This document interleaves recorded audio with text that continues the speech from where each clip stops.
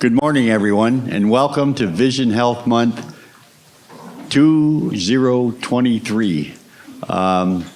Very happy to see such a large crowd here tonight. There's about 230 people following us on virtual, and we're looking forward to a very informative meeting tonight, this morning.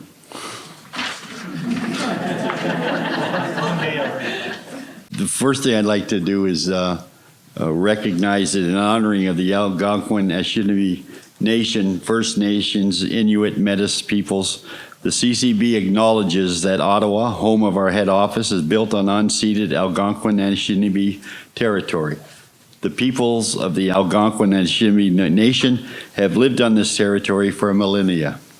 Their culture and presence have nurtured and continue to nurture this land. The CCB honors the peoples and land of the Algonquin Anishinaabe Nation. All First Nations, Inuit, Métis peoples, and their valuable past and present contributions to this land.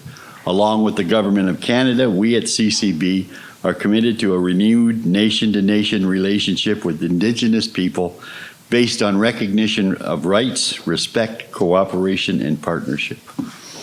We also, if you notice the colors of the tables today, and there will be a speaker tonight from the Ukraine, we recognize, salute the bravery of the Ukrainian people and support them in their efforts against a outlaw nation. Okay, with that, I would like to introduce Dr. Keith Gordon. I would like to add that the in between votes and work at the House today, but sometime around 10:30, the Honorable Judy Scrow, who authored Bill 284, is going to come and speak with everyone. So we won't interrupt the program, but it'll be a break between doctors. Thank you.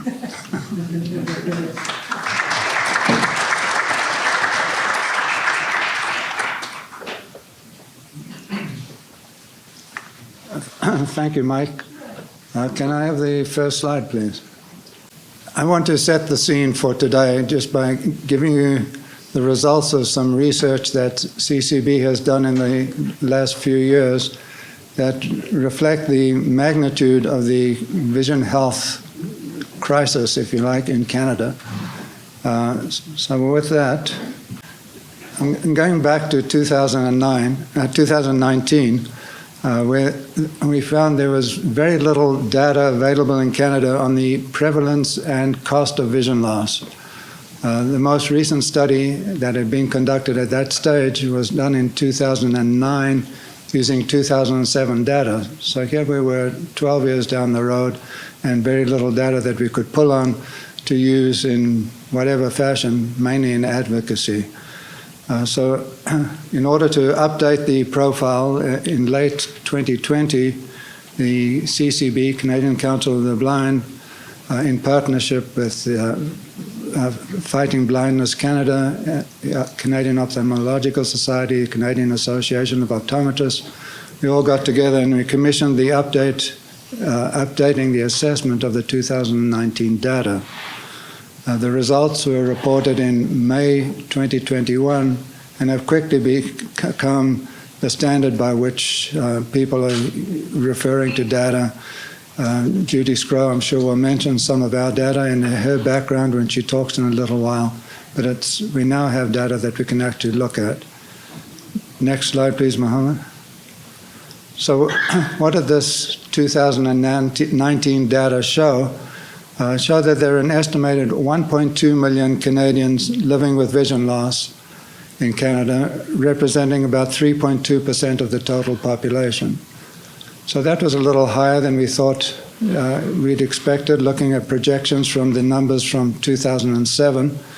But what we were kind of pleased to see was that the number of people who categorized as blind was about 50,000, and we had thought that would be more. And we suspect that some of the treatments that have come along in the last 10 years have had an impact on reducing the severity of blindness. We found that about 54% of people with vision loss were 65 years of age or over, and about 1 in 5 people over the age of over 85 had vision loss. That means that if we know five people over 85, and most of us do, we know somebody who's experiencing vision loss. So you can look at the world through their eyes, so to speak. When you break that vision loss down by cause, we found that about 37% of people with level of vision loss had cataracts, about 15% had macular degeneration, 11% glaucoma, 9% diabetic retinopathy, and we lumped everything else together under another category, which includes everything from corneal diseases and things of that nature, and that accounted for another 28%. So those are people currently living with vision loss. But waiting in the wings, so to speak again, there are another 8 million people who are living with an eye disease that may lead to blindness. So that's a huge number. That's almost just under a quarter of our population.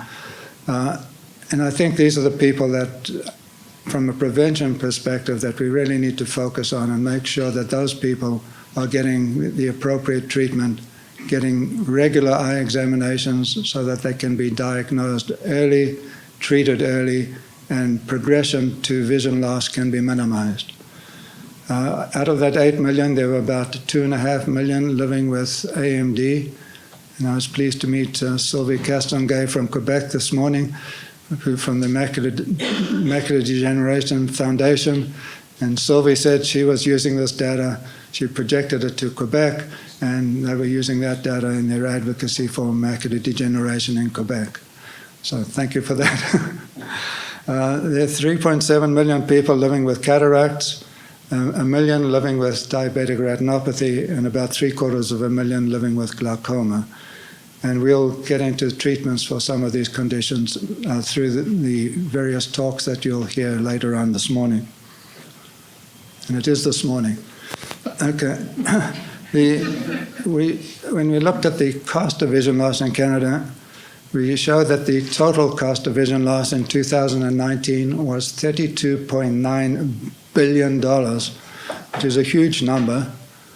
The total financial cost was $15.6 billion. That consisted of a direct health system cost of $9.5 billion. That means our health costs, vision loss is costing the healthcare system is about $10 billion a year. And the productivity losses were $4.3 billion. Now, that $32.9 billion includes a lost well-being cost of $17.4 billion, which is not a financial cost. It's a cost that healthcare economists use as a metric to determine the level of suffering or the burden of illness, they call it. So it is a cost that's evaluated, but it's not really a financial cost. If you want to look at the true financial cost of vision loss, it's $15.6 billion. Okay, so that was the scenario prior to COVID. So we showed there 1.2 million people with vision loss, 8 million people with an eye disease. The cost of vision loss was $32.9 billion.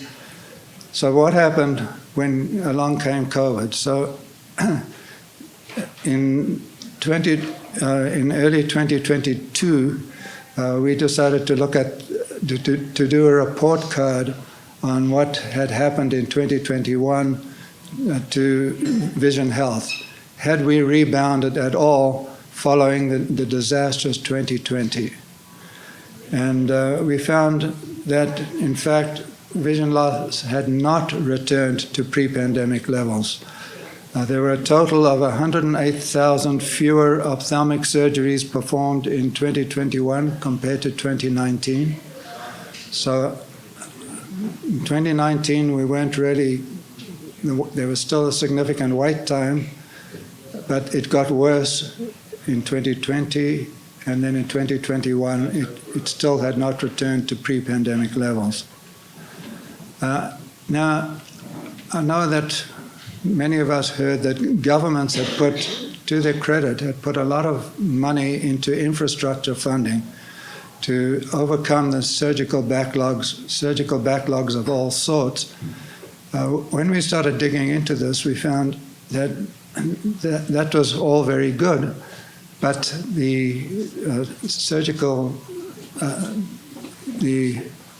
surgeries could not take place to a large extent because of the shortage of staff. And this was staff of all sorts, staff with the healthcare staff, like nursing staff, technicians, and even janitorial staff. So you've got a hospital, an OR room in a hospital or a surgical facility, sitting there idle at night, even though the docs are prepared to operate, they couldn't get the staff to help them do it. So that's the main reason that we see behind the 108,000 fewer ophthalmic surgeries.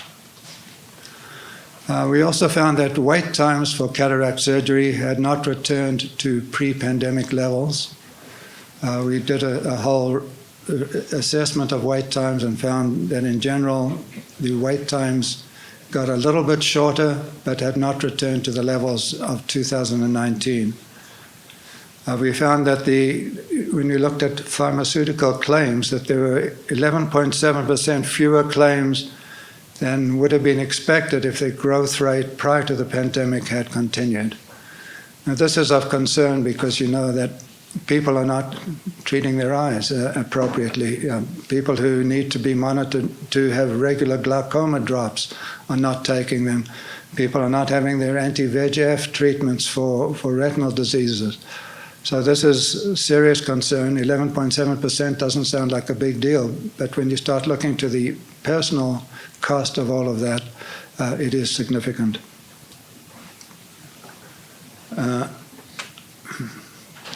We found that 2/3 of Canadians hadn't had an eye examination within the past year. So much of the prevention starts with an eye examination.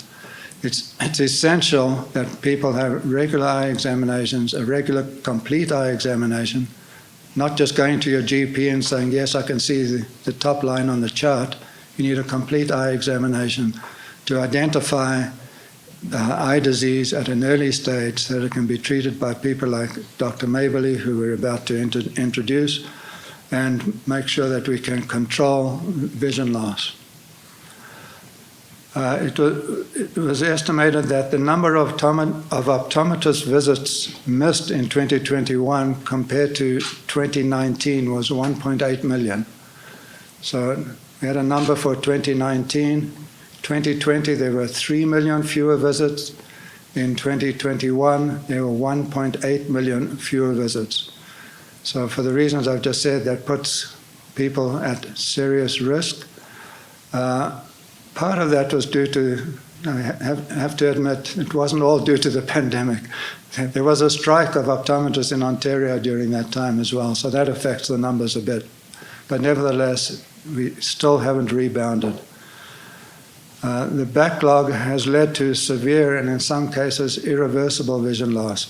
And we did some interviews of a number of ophthalmologists, pretty well all of whom told us that they had patients come into their practice who had experienced significant vision loss because they hadn't kept their appointments during the pandemic or hadn't been complying with their medication.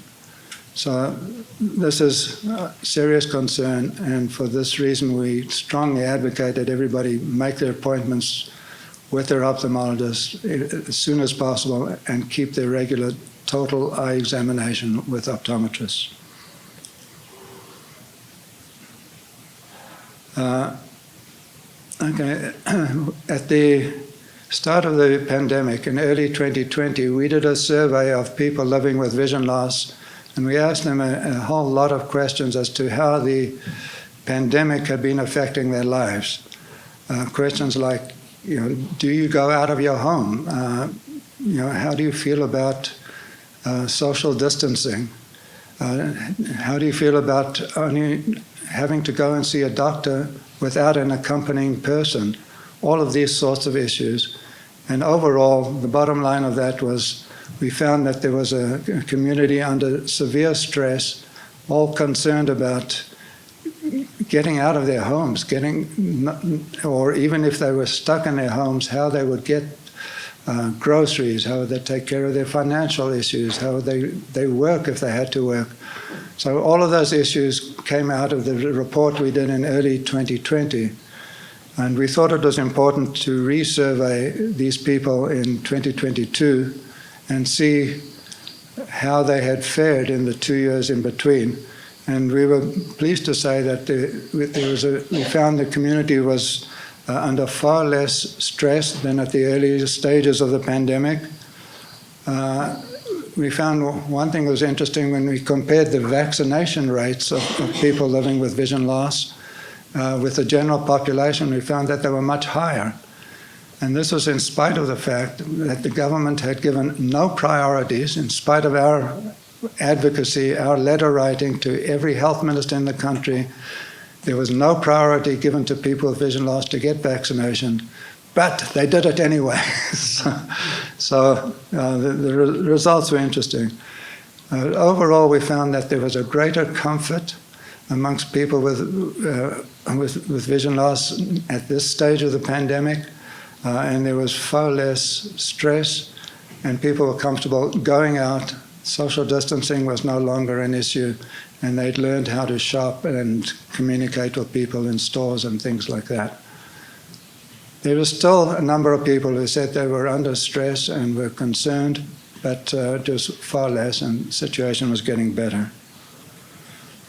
So in summary, we felt that before the pandemic, vision health in Canada was in crisis. There was very little coordinated planning. We feel that is still the case. The pandemic has made it worse in a sense. Backlogs are growing. And the wait times for surgery continue to grow. In short, the report card showed that we hadn't returned to pre-pandemic service levels.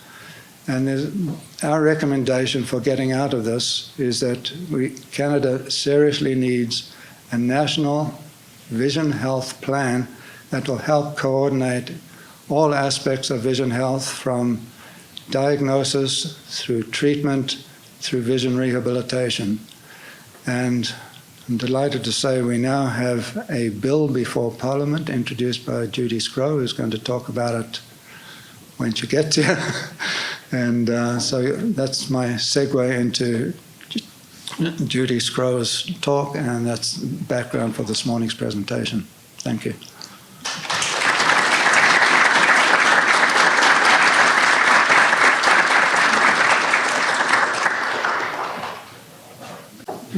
I'm going to introduce Dr. David Maberly. Dr. David Maberly is Chair of Ophthalmology at the University of Ottawa, and delighted that he's agreed to talk to us today. I'm going to read his short bio. I'm sure that this could be 3 times the length because Dr. Maberly has a very accomplished background. After completing his residency at the University of Toronto, Dr. Maberly undertook a retina fellowship at Queen's University, where he also completed a Master of Science in Community Health and Epidemiology. It's really significant that we have a retina specialist who's also got a background in epidemiology. That is, as an epidemiologist, I'm excited by that. Following his training in Kingston, he studied macular disease and advanced retina surgical techniques at Columbia University and the Manhattan Eye, Ear and Throat Hospital in New York City. At University of British Columbia, Dr. Maberly assisted in establishing a number of new programs, including a big data analytics unit for ophthalmic pharmacoepidemiology, a provincial vision rehabilitation unit. Do you hear that, folks? Vision rehabilitation. A multi-subspecialty ophthalmic clinic serving the underhoused and homeless in Vancouver's downtown east side. The provincial First Nations on-reserve mobile tele-ophthalmology program. and the Advanced Retinal Imaging and Analysis Laboratory in collaboration with scientists from Simon Fraser University. Dr. Maberly received the Achievement Award recognition by the American Academy of Ophthalmology in 2014. Prior to coming to the Ottawa Hospital, Dr. Maberly was head of the Department of Ophthalmology and Visual Sciences at the University of British Columbia, head of Vancouver Acute Ophthalmology, and regional head of ophthalmology for the Vancouver Coastal Health Authority. Please join me in welcoming Dr. Maberly here this morning.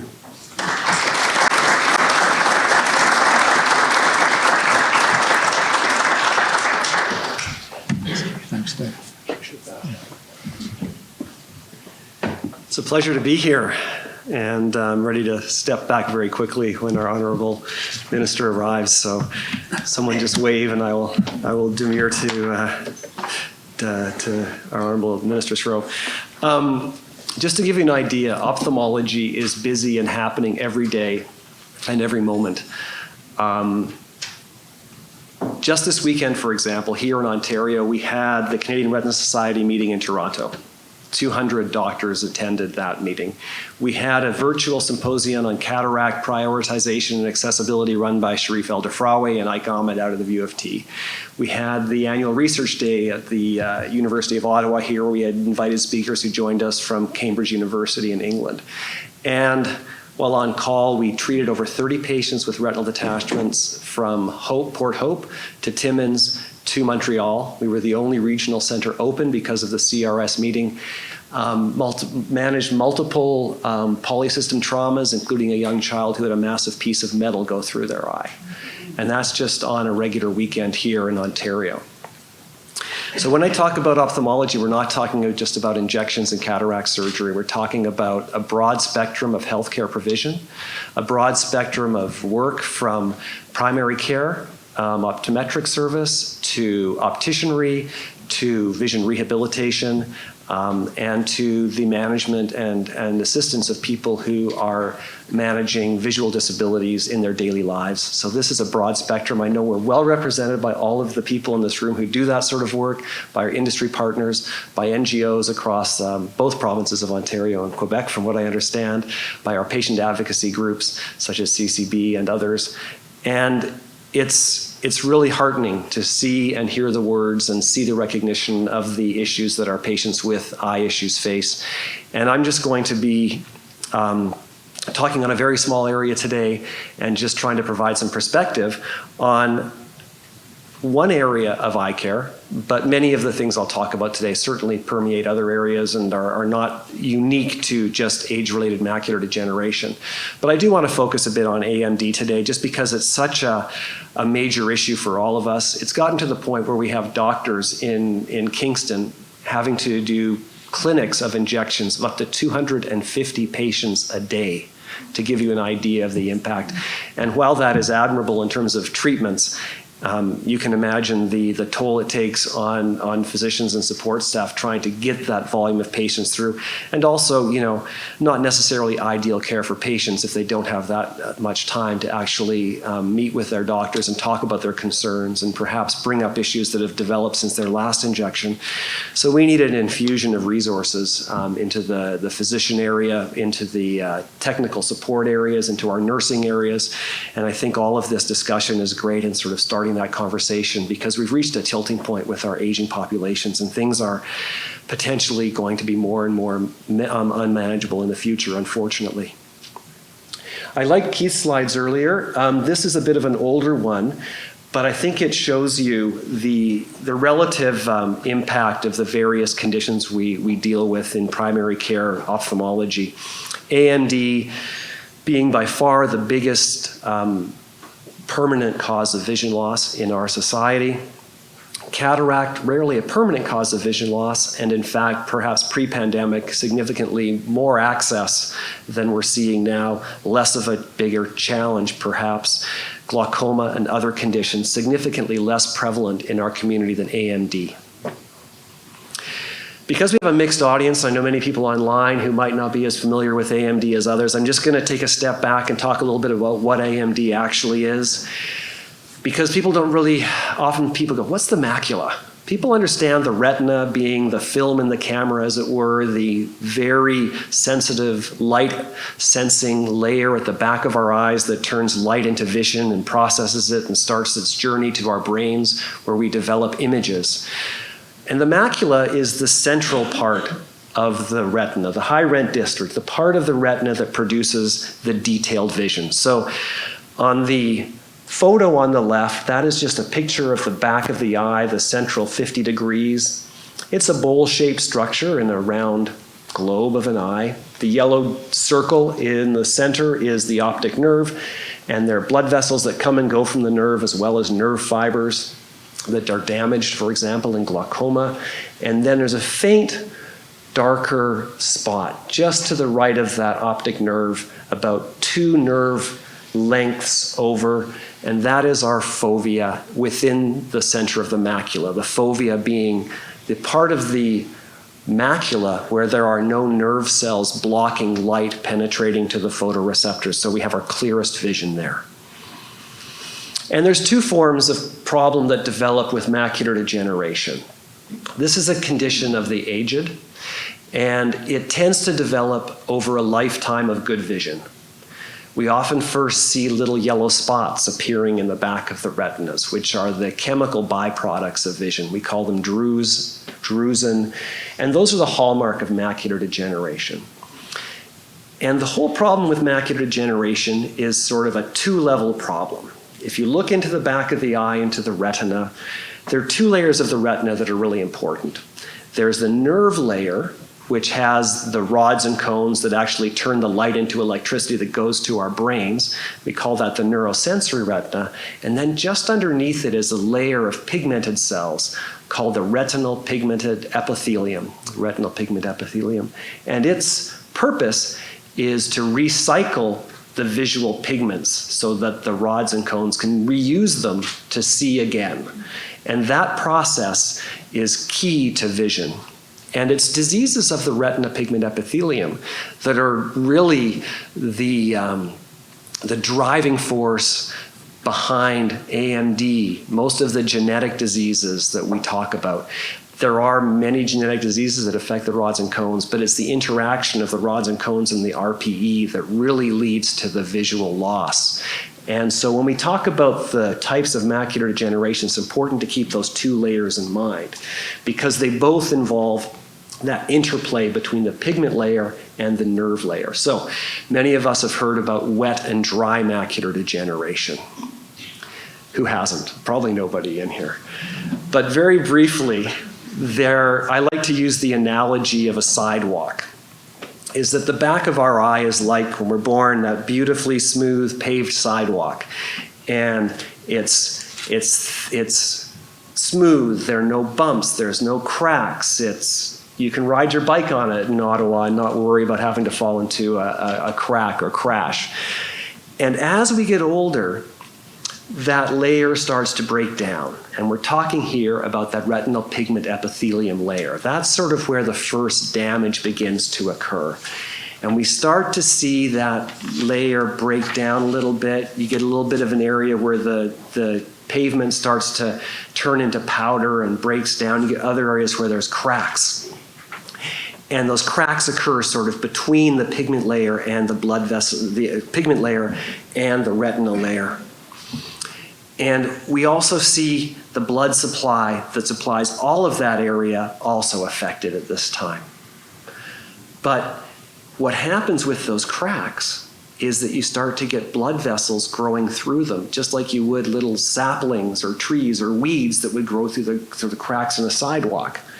And when those weeds and little trees start to grow, they push things apart very quickly and very seriously, and that causes the more sudden vision loss. The growth of a tree might be a year to cause a lot of damage, but a lifetime of cracks can also cause damage too. I'm going to carry on with this analogy in a minute. I just saw Judy Schroe arrive. Minister, Your Honor. Fresh from parliamentary debate. Ladies and gentlemen, it's my privilege and honor to introduce the Honorable Judy Scrow, MP, from Black Creek, Humber River Black. Humber River, Black Creek. I've known Judy from when she was a Metro Councilor in 1993. She's been a Metro Councilor, a City Councilor, and now a long-serving Member of Parliament. She is a friend, but she's also a friend to the vision loss community. And she is the reason that we are here, is to celebrate her putting forward private members bill, which has total across the aisle nonpartisan support. Is that the right way of saying it? Yes. So without further ado, ladies and gentlemen, the Honorable Judy Scrow.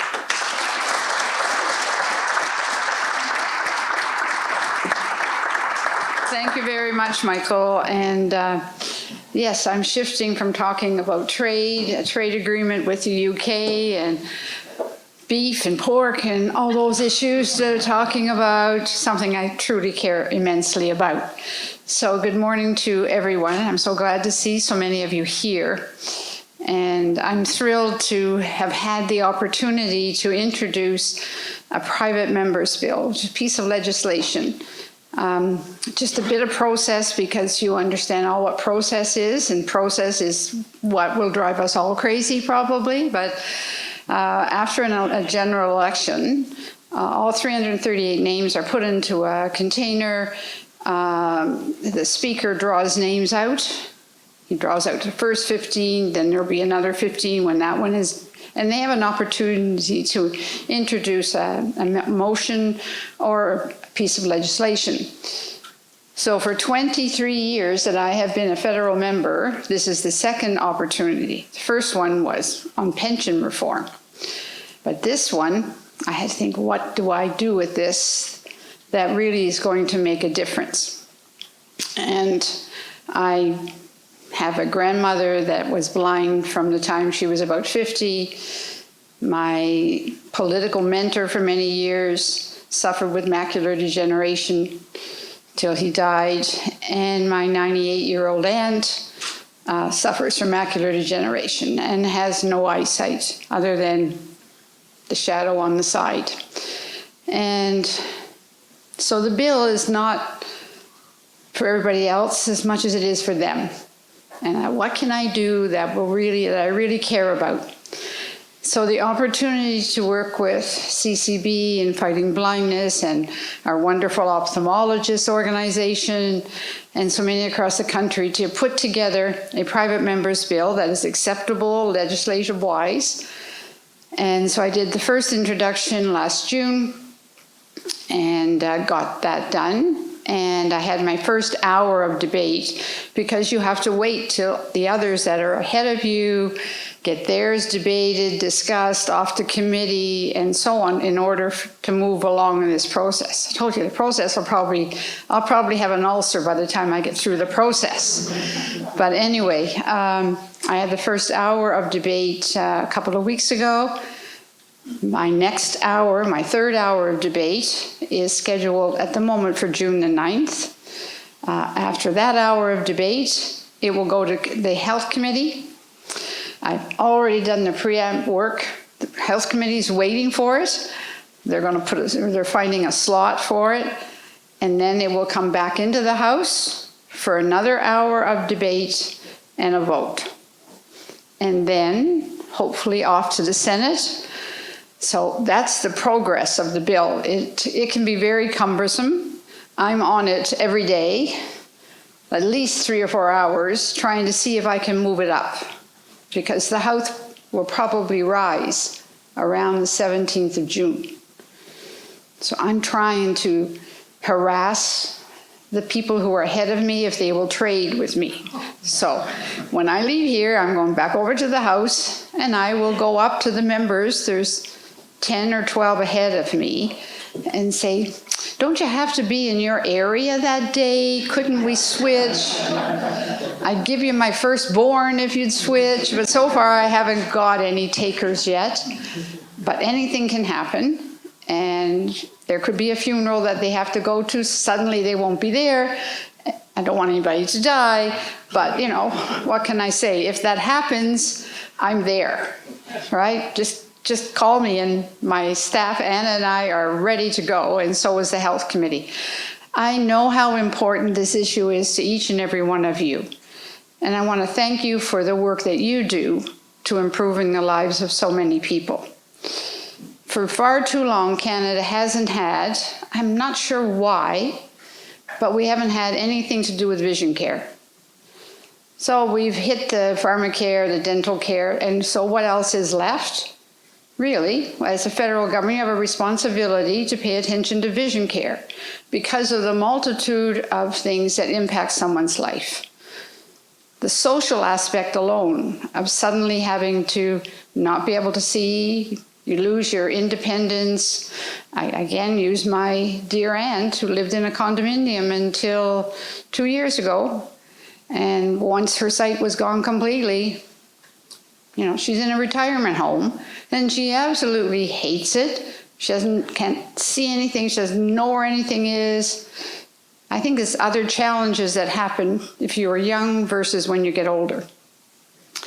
But Canada's long overdue for Canada's eye strategy to be actually up there with the help of CCB and Fighting Blindness, as I said, and so many other wonderful organizations that are supportive. The time is now, and it is going to happen. Minister Duclos is extremely happy with the bill. The government supports the bill. And I even had a conversation yesterday about next year's budget, the kind of things that might be in next year's budget. Nobody says anything, it's just lots of conversation, but that's where it's heading. So this bill is going to get passed. We have support from every member of Parliament in the House of Commons, regardless of the party. So I've talked to a ton of them, and they're all very supportive, understanding, and say, yeah, you know, I don't know why we haven't done more on vision care. So we need a vision health desk that coordinates it, and we need a strategy, but we also need investment in research that has to get done. We know that up to 75% of the blindness in Canada can be prevented, but it needs people to pay attention to their eyes like we pay attention to everything else. And I don't know why we don't until we start to have difficulty seeing and say, well, when did I last get my eyes checked? And I think the pandemic really threw people off as well. So one of my conversations with people in elevators and in anywhere else is, when did you last have your eyes tested? Oh, I haven't for 5 years, or I never have, or whatever. Well, 1 in 5 people are walking around, as many of you know, with an eye disease. And a lot of that can be prevented with the proper care. So I think all of us as Canadians have to start paying attention to it. So with my private members bill, C-284 is calling for a national eye strategy that will include the recommendations from CCB and the other organizations as to what needs to be there. So I'm excited about the bill. It's consuming all of my extra time that I can find because I don't want to let any of you down either. I know that since 2003, many of you have been talking about the need for Canada to have a national program when it comes to an eye strategy so that we're focusing on it. And so I think the bill, I know the bill is going to pass at some point, because there are the doubters and say maybe it won't. Well, it will, because the government wants it to. And I said, well, why do I have to go through all of this? Why don't you just do it? You know, wouldn't that make sense to anybody else? Anyway, but their approach is, no, there's a process. And because you initiated the private members bill, that's the process we're going to use. So I hope you have a wonderful, wonderful day. I wish I could stay with you, but I can't because I have to get back there. I have the wonderful magazines that Michael has provided, and I am making sure everybody has one and they understand what it's about And what the expectations are is they find somebody who'll give me an earlier spot so I can move it through faster. I don't make any bones about it. They know exactly what when they see me coming, they know what I'm going to ask them. Anyway, that's just a little bit of how Parliament works, but it's a wonderful opportunity for me to be your representative and to move the bill forward. So, Michael, thank you so much for inviting me to be here today. And I look forward to joining you again this evening, and we'll break bread together and share ideas and thoughts. And Francois, I'm always happy to see you there. You have been a huge supporter of helping to move this forward. There's been a lot of people who have reached out to a lot of parliamentarians to educate them on what they forgot, what they took for granted. And Francois and Michael and all of the others within the organizations have done that. So I've had my own massive lobby group reaching out and talking to members of Parliament to make sure they understand what 284 is and why it's important. And Dr. Ellis actually said to me yesterday, when I said, well, committee will be a 2-hour, do I have to bring in witnesses? You know, can we just do it, right? And he said, do we need 2 hours? And I said, as far as I'm concerned, we need 5 minutes. Get it before Health Committee approve and get it back in the House. So the support is there. And I thank all of you for helping to maintain that. And I look forward to us having a wonderful celebration when the day comes. So we'll see you all this evening. Thank you very much.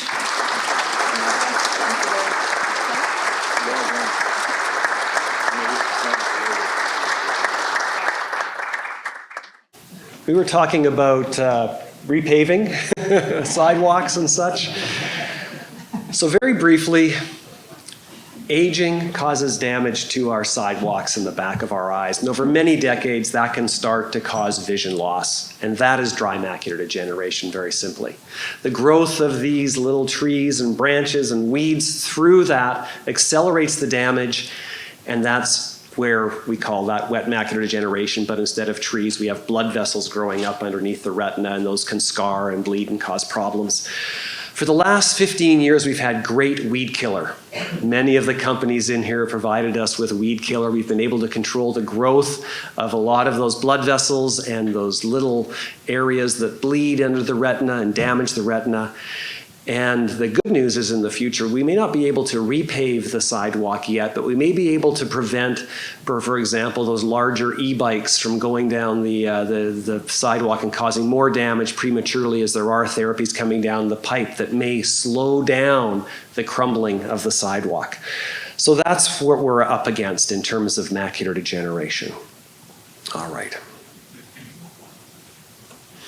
So here are some pictures of what the back of the eye looks like with macular degeneration, the dry kind. The top left, that little yellow spot is a drusen, and then they can accumulate and become very densely populated throughout the back of the eye, like the top right photo, and that's the early sign of the breakdown of the visual pigments.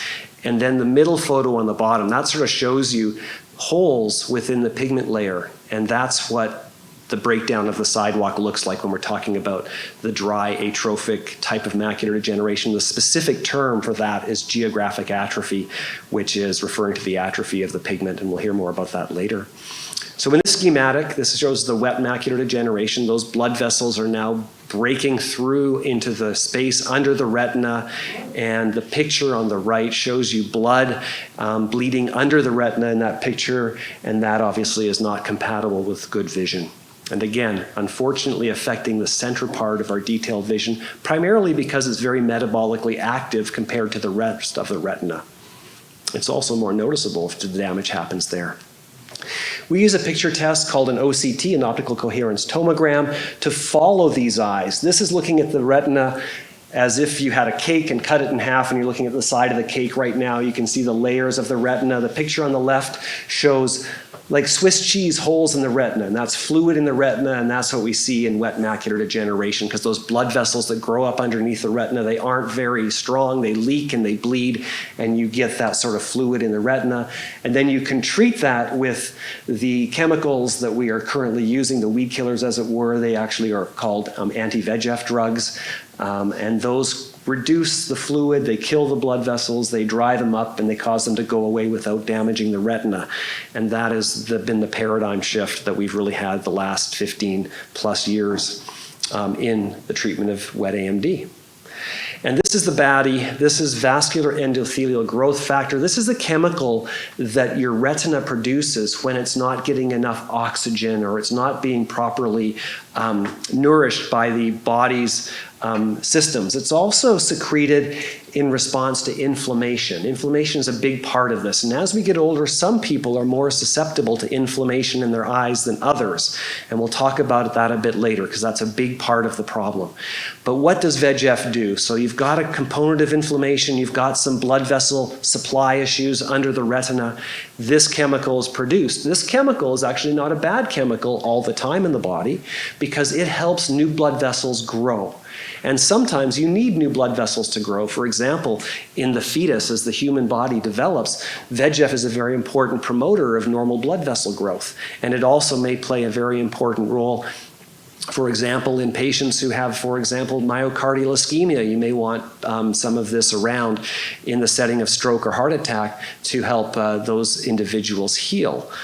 The challenge with this drug, though, this chemical, is that in the eye, it's not a good one. It causes these blood vessels to grow abnormally, bleed, and leak, and causing that vision loss that we just showed. These are the current drugs that we have in our armamentarium for the last 15 years to treat it. The interesting part of this is that those blood vessels that grow abnormally because of VEGF, they were initially discovered in tumors. And by killing the tumor blood cell supply, Avastin was the first drug on the market to kill blood vessels growing in bowel cancer tumors. It actually did very well at that. And then a smart fellow at Bascom Palmer, Phil Rosenfeld, said, well, why don't we give this to patients to help treat their eye disease? And in fact, one of the first adopters of this was my dad in Vancouver. He had a patient who was getting bowel cancer treatment with Avastin. Their macular degeneration got better.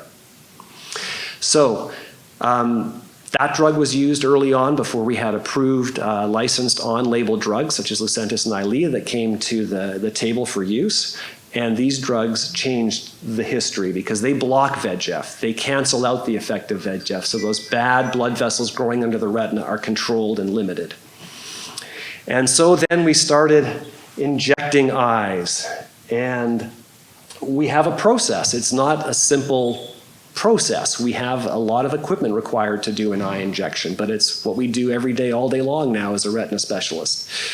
We have syringes, we have iodine to prep the eye, we have Q-tips to freeze the eye, we have to put drops in, we have to inject in a special location. We often use a Q-tip soaked in tetracaine to freeze the eye. We use a speculum to keep the lashes out of the way. We clean the eyelids with iodine.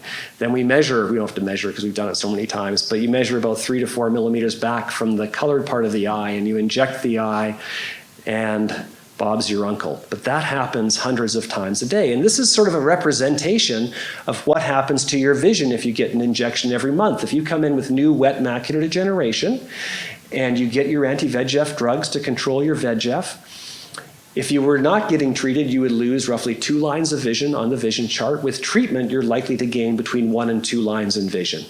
So if you were 20/60, 20/70, which is not a bad starting point, you potentially have lost your driver's license, and with your therapy, you will get your driver's license back. So it's a huge game changer. We've never had anything like this before, but this is why AMD has really become such a prominent part of our therapies and so widely known as a huge, massive success in terms of the treatment.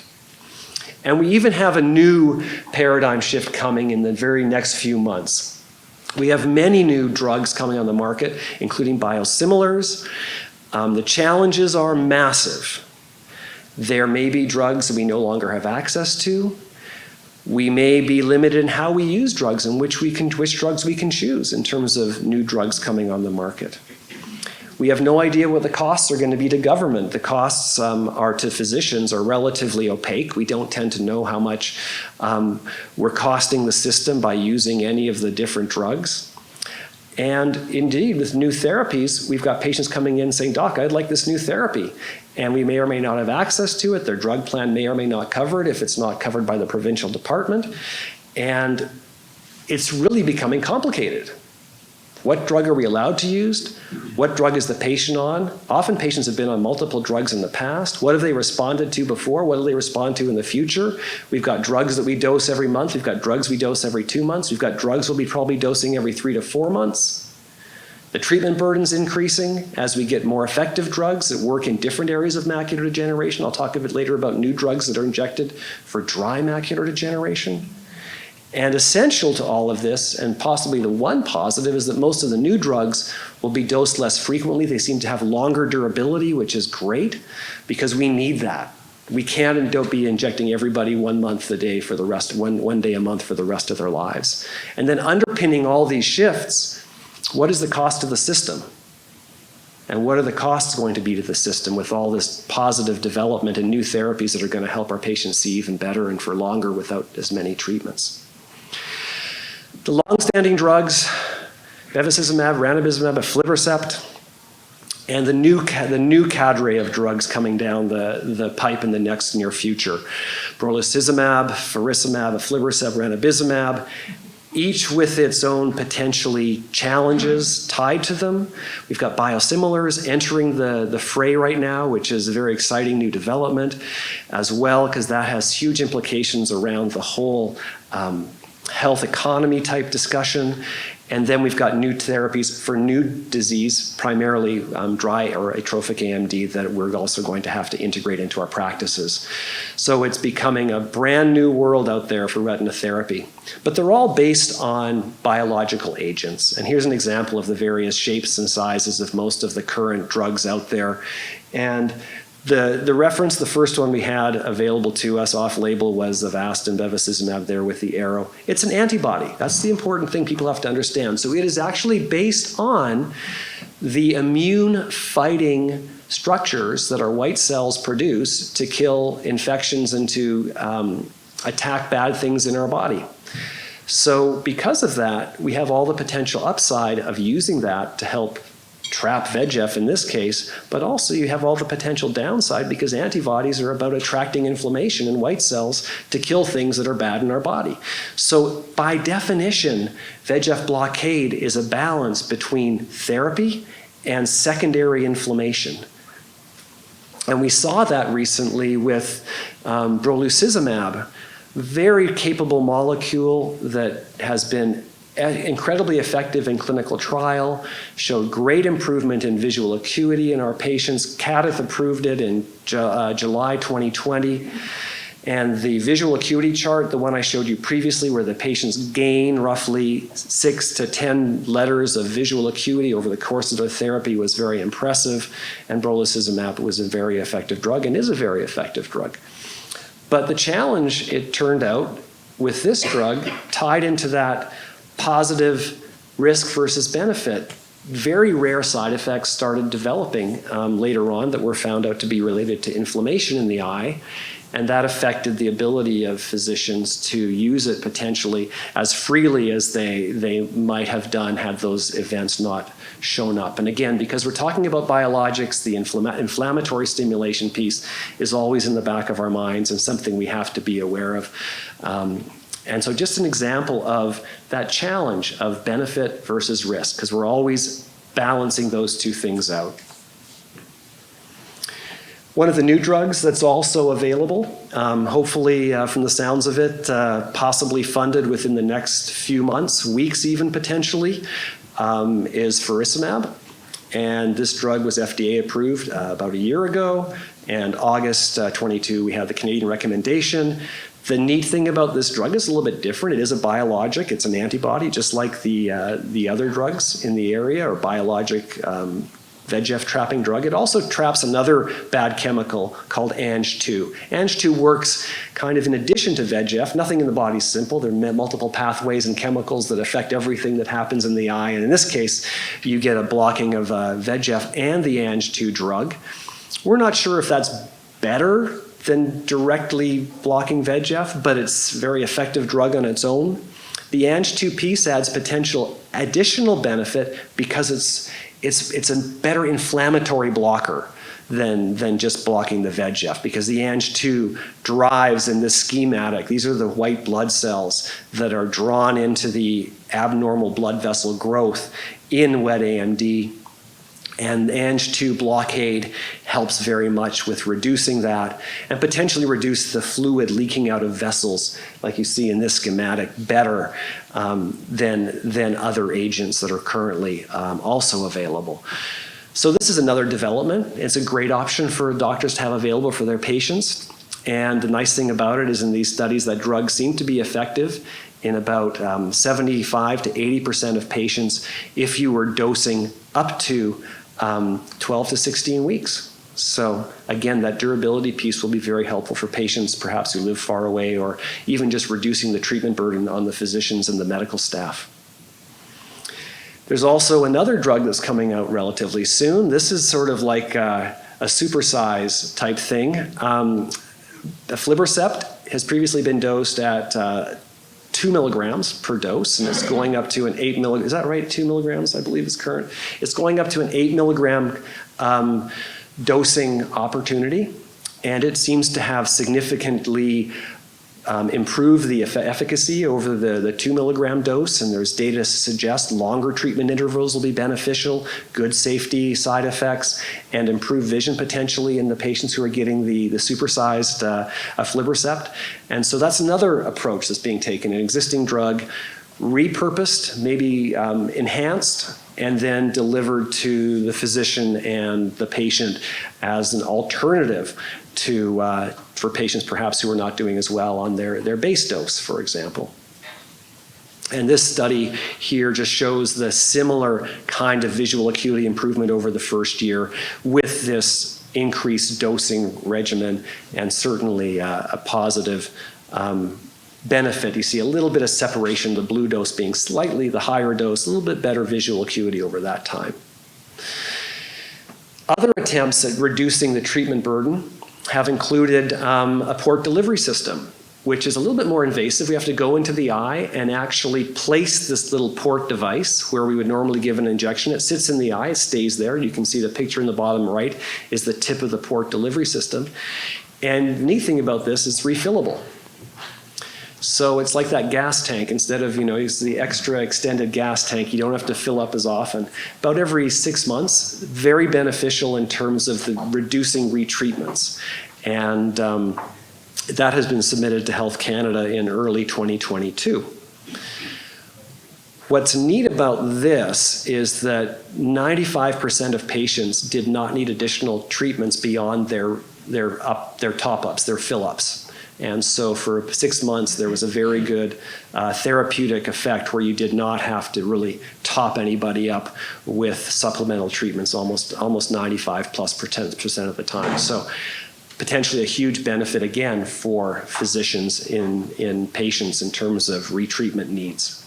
Challenging though, again, like with everything, there's an upside, there's a downside, there's a balance. Because you've got a permanent non-human polymethylmethacrylate type chemical plastic in your eye, there is a risk of that eroding, of it breaking down the layers that cover it, of possible infection, of dislocation. Again, risk versus benefit. And again, those are discussions and balancing acts that patients and physicians are going to have those discussions to try to figure out which of these many different therapies fits their personal and disease state best to give them the best care possible. Which brings us to the other big news across Canada in eye care. Now, biosimilars have been part of the landscape in cancer care for many, many years, but they're finally coming to ophthalmology. And just to lay the land here, generic drugs are small molecule drugs like aspirin, for example, that are chemically synthesized. They're not biological. By biological, I mean chemicals and proteins specifically that exist within our body. That's biologic. A generic drug is a chemically synthesized product. It has no biological component. It is a chemical. And generics are identical to their reference products. So aspirin is identical to the generic, okay? Biologics have to be built. You can't just synthesize them chemically in a test tube. You've actually got to build them using biological material. So we build these drugs by making bacteria make these drugs, putting the DNA in a bacteria so it can make the protein of interest, or developing cell lines that are just completely ex vivo out of a living structure, cell lines in petri dishes that can produce this. In fact, we use animal tissue, we use human tissue, we use varieties of different tissues to produce these chemicals that we need. But these are big and complex molecules, and therefore there is a potential for variability within those different complexes. So a biosimilar is when a biologic patent expires, and it's like we're trying to create a similar drug to that in a biologic process. And it's more complicated. Very simply, it's just more complicated. First, you have to have a drug that is a proven biologic and that's been approved by Health Canada, for example, the anti-VEGF drugs. And then you have to have a biologic that proves that it's not clinically meaningfully different than the reference drug. Now, you do that by two ways. You do that by testing, biologic testing, and in human testing.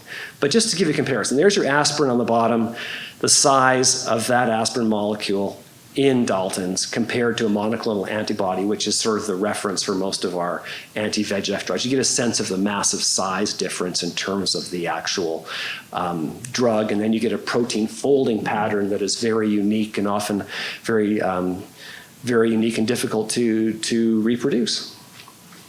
So this is all under Health Canada. They're the ones who authorize biosimilars. And I guess to tie this into, the Honorable Judy Schro's comments is that this is where the federal government has its biggest play in terms of our access to medicines. It's through the approval process, it's through CADIT, it's through the federal review components, because ultimately the funding piece tends to flow down to the provinces, and the acceptance of a drug for funding under health plans is not under the federal authority.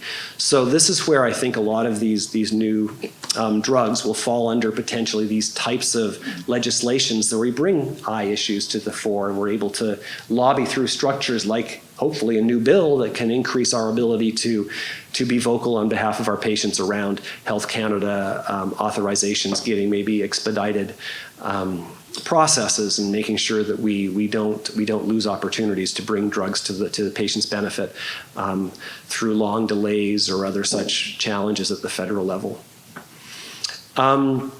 The key studies to bring biosimilars to fore, you have to do some physiochemical studies proving your structural comparability of your biosimilar to the reference molecule, the functional properties, and then you do a clinical study to show that your drug is similar to the reference drug. And the key there is there has to be equivalent visual acuity gain over the period of the clinical study with patients, in similar fluid reduction in the fluid in the retina, and then eventually all that data is put together. If the chemical properties look good, if the clinical studies look good, and the clinical studies may be short, they may only be out to 8 weeks. Just by comparison, most of the diabetes studies, the federal government in the US requires maybe up to 3 years of outcome data. We have a shorter window because, again, we're not trying to show that the drug is better than, it's just that the new biosimilar is biosimilar. And once that similarity is demonstrated, the biosimilar doesn't have to do any more proof of function studies, because all the indications and proofs of concept, so you might have the drug initially approved for AMD, and the biosimilar might show that at 8 weeks it's equivalent in terms of safety and efficacy to the reference drug at 8 weeks. Now that drug will have applicability in diabetes and high myopia and retinal vein occlusion and all the other conditions. You can get your authorization for use in the other areas based on your similarity in one area. So that certainly helps us bring those drugs to bear. It doesn't delay them in years of testing, because again, we're not trying to bring a new drug forward through this process. It's to replace an existing drug that has come off patent, and it brings another player into the market in that context. So Health Canada ultimately doesn't declare that once you've succeeded with that process, that you've got an equivalent drug, but again, a biosimilar drug. Now, there are differences that will always be there with biosimilars to the reference drug. And that's because when you make these things, you're making them in a biological setting. So pH, chemical conditions can vary in the Petri dish in one lab to another. Temperature, light exposure might be different. You might be using different cell lines to produce the biologic that might be different in how they produce the protein. For example, if you're using human cell lines or bacterial cell lines. And as a result, because again, we're talking about an antibody, the inflammation, the secondary side effects, and the activity could be different between these drugs. So this is just sort of a bit of a schematic showing all the different pieces that could apply and could be different in the setting of use of a biosimilar. So for example, whether you're producing it in a human cell line or a bacterial cell line, that could change the sequence of the protein. You could have glycosylation, which is where the protein is the edges of the protein are matched to little sugar moieties, and that can be different based on your cell line production. How the drug is administered, how it's formulated, contaminants, impurities in each lab might be different. So there's tons of factors that can affect the efficacy and safety of biologics in general, and no two biologics are going to ever be the same. The question is, are they close enough that they work the same? There's two most recent AMD biosimilars that are about to arrive in our offices. SB11, which is the ranibizumab biosimilar, has already been approved by Health Canada and is coming into offices very soon. And then the aflibercept biosimilar, the M710, in later this year, maybe early 2024. So those are the ones that we'll see on our prescriptions sooner than later. The SB11 I'll talk about first. Spring 2022 is approved by Health Canada, and provinces are planning to switch many patients who are on ranibizumab, or alternatively require new patients who would be going on ranibizumab to start with the biosimilar. And that has been sort of the model that's been used in cancer biosimilars for many years. So there's nothing really different or strange about that per se. The comparative study had 350 patients on SB11 and 350 on the ranibizumab, and they looked at the outcomes and between the two drugs in terms of efficacy, in terms of visual acuity gains, and in terms of control of fluid. The drugs were similar. And so we also look at side effects, potentially increased risks of side effects with one drug. There's nothing that really stood out between the biosimilar and the main drug. Some people have highlighted some possible other issues, but nothing inflammatory showed up, and nothing that was particularly serious showed up in terms of side effects. So the outcomes were safety outcomes were comparable between the ranibizumab and the SB11. And as a result, provinces can now determine that these two products are interchangeable and can mandate switching or starting on a reference drug. And essentially, there would be cost savings would be the rationale for this. And the benefit, well, as we start to look at bringing hundreds of new drugs on the market throughout all of medicine every few months, we can imagine that the challenges of provinces meeting their budgetary mandates for pharmaceuticals is just becoming more and more challenging every year.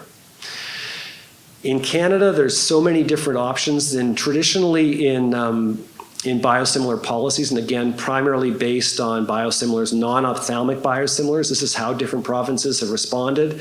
Out west, mandatory switching in the past for BC and Alberta, often grandfathering or preferential access in Ontario. Grandfathering has been used in the past in the Maritime. So again, what is chosen and how these drugs are managed is a very specific provincial decision, and we may see that change over time. So the COS has come out with a statement about biosimilars, and they've acknowledged that the potential of biosimilars to expand the choices available for patients and doctors is certainly a benefit. And if it's assisting in a cost-effective access to more drugs, and it's done in a cost-effective manner, there's felt to be significant benefit. There is worry about the possibility that physicians are going to have the difficult conversation with their patients saying, I've got to switch you now to a different product. It is biosimilar, and I can't imagine having that conversation with the 250 patients in an injection clinic in a day. And so these are the sort of things that would be a big challenge for, I think, doctors and patients to figure out how we're going to manage this on an individual basis. Because we don't want to force people into something if we think there's a negative downside, and yet at the same time we have good data to support equivalency. We also have to be cognizant that we might not be able to choose what drug we want to be on all the time. And this is the biggest challenge that we're going to face as physicians. Also, we need to accumulate enough experience with biosimilars. As mentioned before, we found some side effects with Beovu, the brolucizumab molecule, many months after it was found to be very safe in clinical trial related to inflammation. So we have to make sure that we continue to follow patients who are started on biosimilars and that we track any potential late side effects or complications related to these drugs, and we're able to properly maintain safety across these new adopted products. And again, if people are not doing well, there have to be alternatives that are viable alternatives for patients if they are switched to a different drug and then are found not to be perhaps doing as well as they were with the previous molecule. So if there is enough flexibility built into the system, then I don't see any problems with this. The challenge comes when governments decide to be very directive with physicians and don't give physicians choice. I think all we want as physicians, we welcome new drugs, we welcome all the therapeutic options, we want access to all the therapeutic options, and we want to be able to choose with our patients how best to use them together. And I think if that is the underpinning for how new products are brought online, then we'll all be very happy. So, last little bit, I'm going to talk about the new paradigm that we're going to be seeing very soon in dry AMD. And it really hinges on genetics, actually, believe it or not.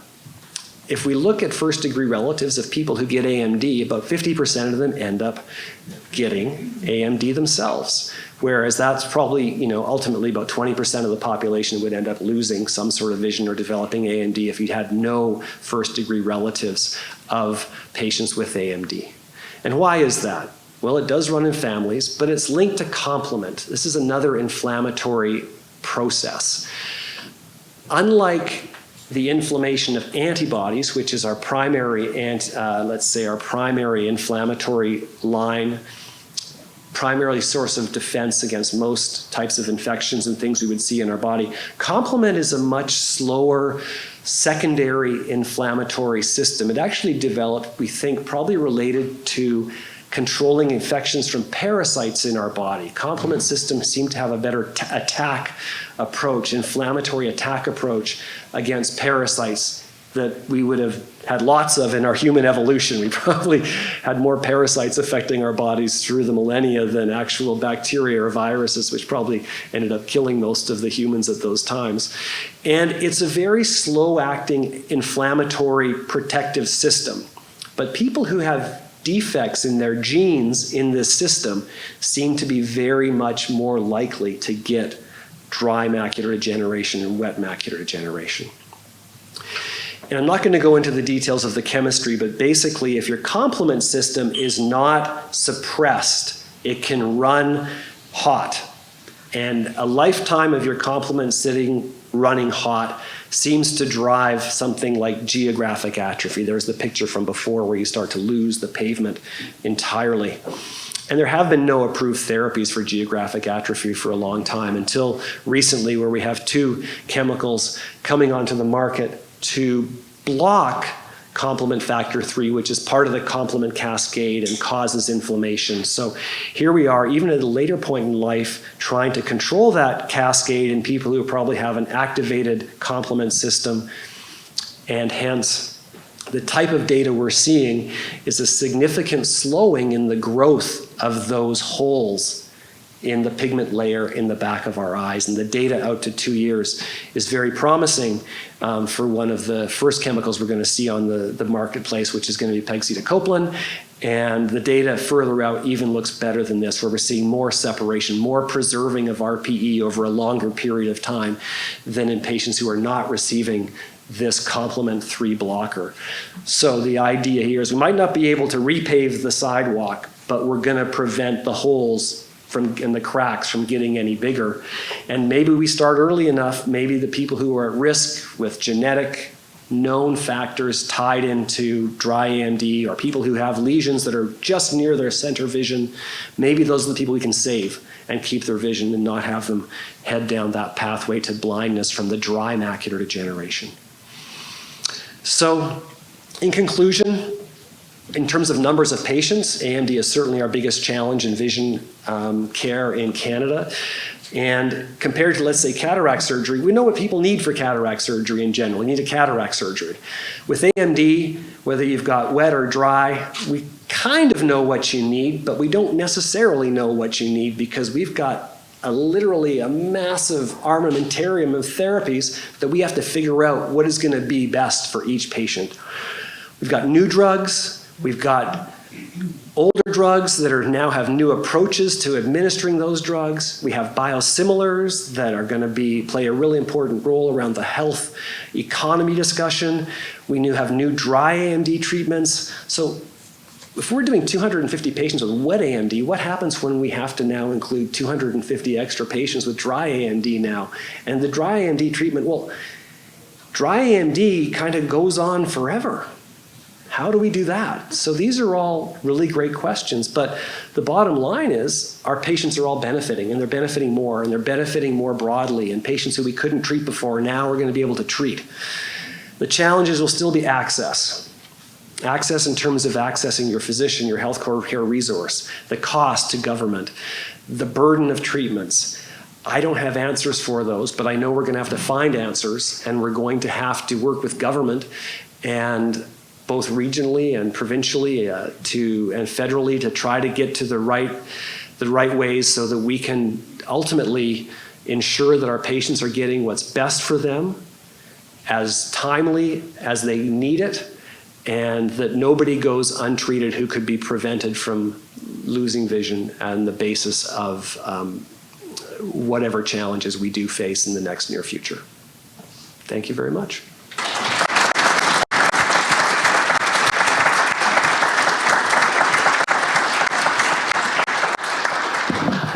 I've got time for questions, yeah, thanks. Yes, please go here on the right. I have a question about age-unrelated macular degeneration. I realize that's less than 1% of the broad picture. I have Stargardt macular dystrophy, and I wondered if any of these biosimilars are likely to have any effect on people with this sort of thing on the sidewalk. So that's a great question. Stargardt's disease is a genetic condition. There's a gene mutation to a gene called ABCA4. And the great news is that that's going to ultimately be a gene therapy for younger people so that we can catch them before they've lost vision, much like you'll hear later from Mary, who's giving a talk on Luxturna later on today on behalf of FFB and that whole direction of gene therapy.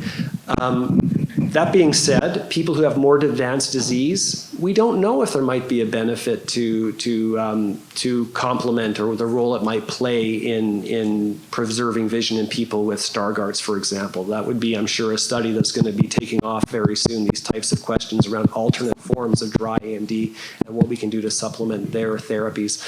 I would say that right now the best thing is there's a whole new specialty in ophthalmology people don't really realize. It's just starting to grow. We're now training fellowship-trained ophthalmologists in vision rehab. We've got two outstanding people in the Sam Markowitz group in Toronto and Mary Lou Jackson out in Vancouver who are training our residents to become experts in vision rehab. So it's not just do these glasses help you, but it's going to be actually mapping out areas of the retina and the special tests, determining which parts of the retina are still functional, and then training people to use those areas of the retina with all the new incredible technology that's now available around vision enhancement for vision rehab piece. That's probably the first step before we get to the gene therapy and before we get to knowing whether some of the other therapies will be of benefit in juvenile AMD. But there's no question that all of these new therapies will likely have a trickle-down effect to those individuals as well. Yeah. Yes, well, maybe I will I'm Sylvie Castonguay from Quebec. Macular Degeneration Association. Thank you for your great presentation. From what you said, and we have a preoccupation as patients about how things will happen in the future. We see all these new treatments, and we have the biosimilars at the same time. What is the perspective from your what you see in terms of treatment plan? What can be done? Because we see that the biosimilar is forced. It's a forced switching, but we have all these new medication at the same time. What can be done in practical terms so that the patient can have the treatment they need? The great thing about all of the treatments we have is that they've been robustly tested across many years in many disease states, and they've also been used quite broadly. That being said, I think we don't know what the future holds in terms of what each government will decide for us as physicians and patients and what drugs we can access. We just don't know.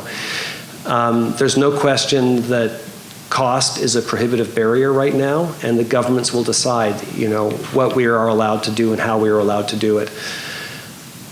I would like to see personally, as I mentioned before, I would like to see all drugs available. And I'd like to see physicians able to choose a drug over another drug based on what they think would be better for the patient.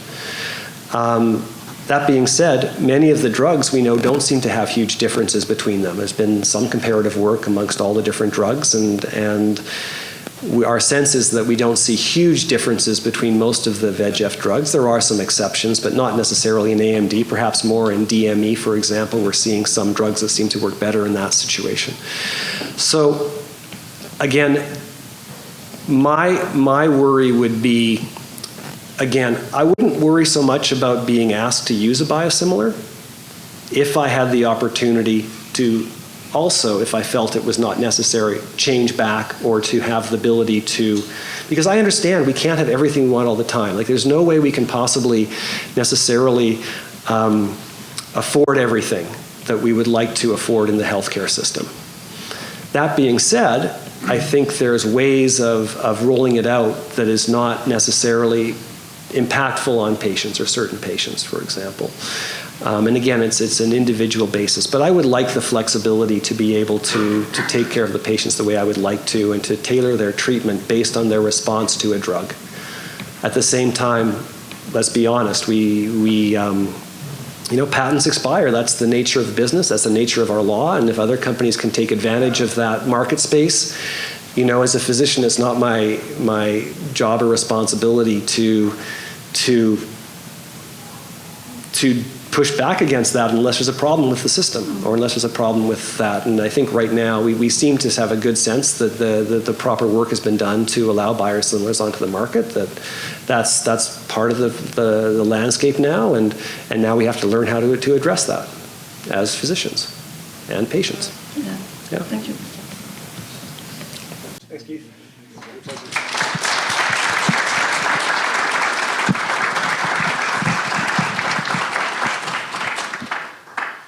To warm you up for lunch, we're going to start a little mini symposium on Luxturna, which is the first gene-based therapy for the treatment of eye disease. And this session is going to be moderated by Dr. Larissa Moniz. And I'd just like to tell you a little bit about Dr. Moniz. Dr. Moniz joined Fighting Blindness Canada in December 2019, just before the pandemic. That's your fault. She has a PhD in molecular and cancer biology from the University of Toronto and has continued her research in the UK at University College London. Dr. Moniz has worked in research and knowledge translation at a number of health charities, both in the UK and Canada, most recently at Prostate Cancer Canada. At Fighting Blindness Canada, Dr. Moniz's team works to deliver on the mission of the organization which is to fund research towards treatments to preserve and restore vision, to ensure that all Canadians have access to appropriate vision care, and to provide support and information to individuals living with vision loss. Please join me in welcoming Dr. Larissa Moniz.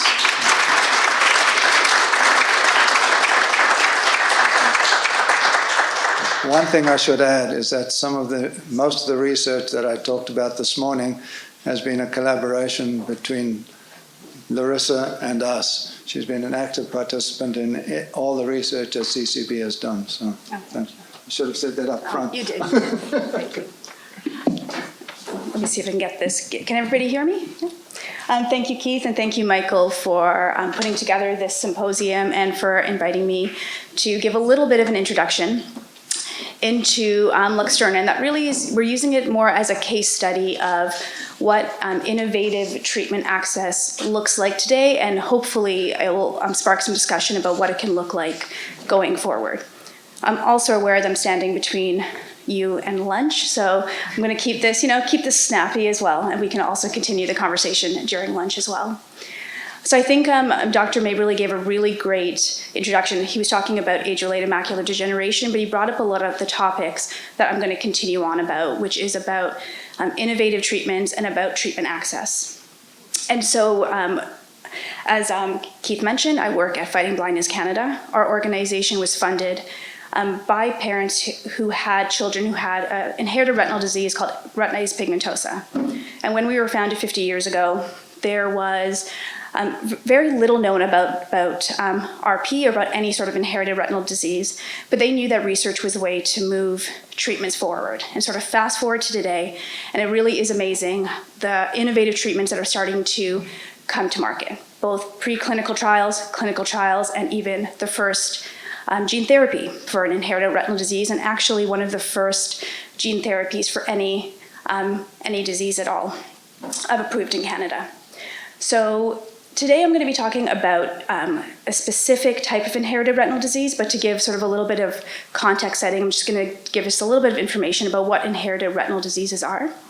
So inherited retinal diseases, or IRDs, they're a group of eye diseases. They are a group of genetic eye diseases. That includes diseases that you might have heard of, like retinitis pigmentosa, Usher syndrome, Leber congenital amaurosis, rod cone dystrophy. The list sort of goes on and on. But all of the diseases cause progressive vision loss, and in most cases ultimately lead to blindness. As I mentioned, they are genetic diseases, so that means they are caused by mutations, and there are currently over 300 causal genes that have been identified that can cause an IRD. In Canada, there are approximately 22,000 Canadians who have an inherited retinal disease. So 22,000 makes it a rare disease category, but even rarer still is if you look at the individual gene mutations or different types of diseases. And we'll get a little bit to that later on.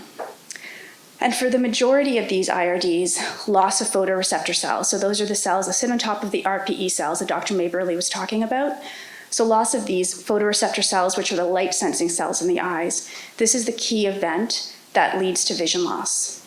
And I think today, the key point is that almost all IRDs are untreatable. And the key sort of exception now is for biallelic RPE65 mutation-associated retinal dystrophies, which now have a treatment, which is Luxturna. So Luxturna treats sort of a very specific type of gene mutation. So it's biallelic RPE65, and biallelic means that there's a mutation in both copies of the RPE65 gene. So you get one copy of a gene from your mother, one copy from your father, and if you have mutations in both of these copies, you will have either Leber congenital amaurosis or retinitis pigmentosa. So those are the clinical diagnoses. And sort of the distinction between the two of them is if you're diagnosed early, so as in an infant, very early childhood, have probably more, I would say, aggressive vision loss, you'll be diagnosed with Leber congenital amaurosis. If you're diagnosed later in childhood, in late teenage years, early adulthood, you'll likely be diagnosed as having retinitis pigmentosa. But in all cases, the symptoms can be very similar. You have loss of peripheral vision, and you can sort of see in the images You move from having full field of vision to progressively getting smaller and smaller field of view till you get tunnel vision, and then leading to complete blindness. There's also lack of clarity often. You can have nystagmus, and you can also, one of the main features is an inability to see in low light conditions or night blindness. So individuals who have Leber congenital amaurosis or RP caused by RPE65 mutations have very, very poor night vision. So in about over 50% of the cases, individuals who have these mutations will be legally blind by the time they're 18, and everybody will progress to total blindness sort of ultimately. And so this is what Luxturna is trying to treat for.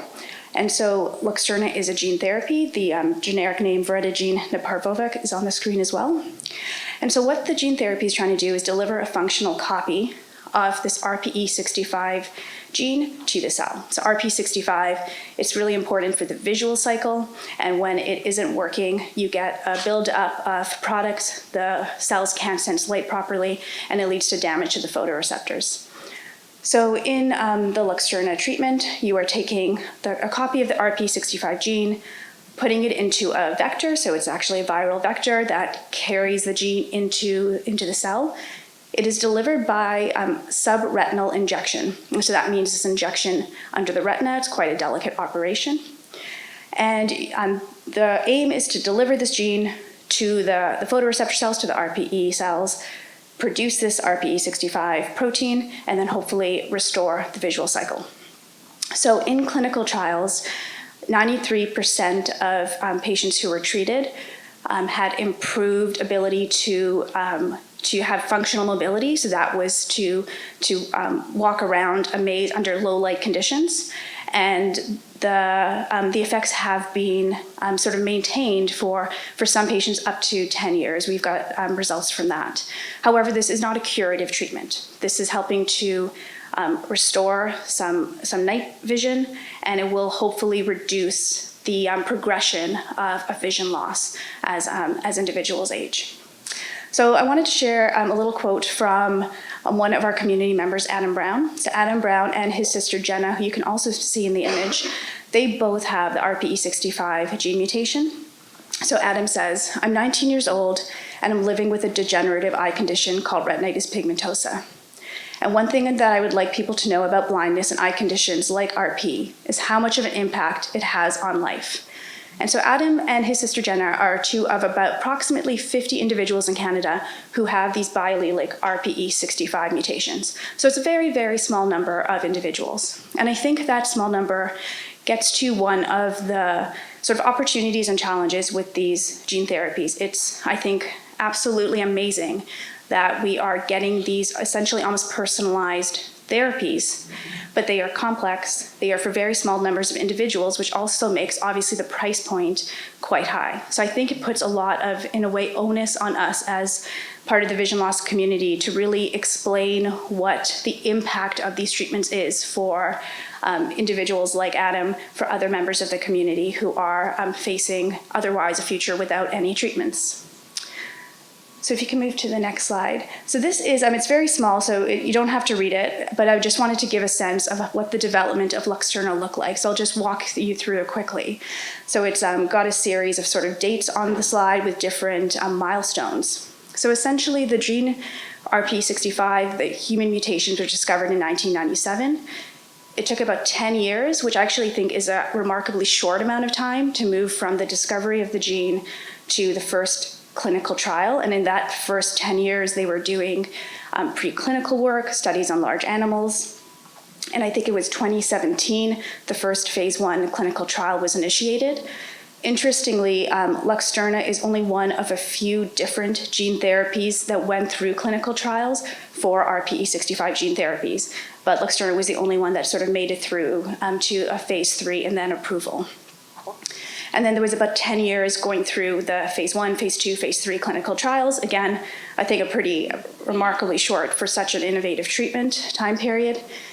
It was approved by the FDA in the United States in 2017. by the EU in 2018, and then we get to 2020 where it was finally approved in Canada. And so that looks like the end of the timeline, but if you go to the next slide, I think from our community's point of view, it was actually sort of the beginning of a new timeline where we start talking about that process that the Honourable Judy Sgro was talking about.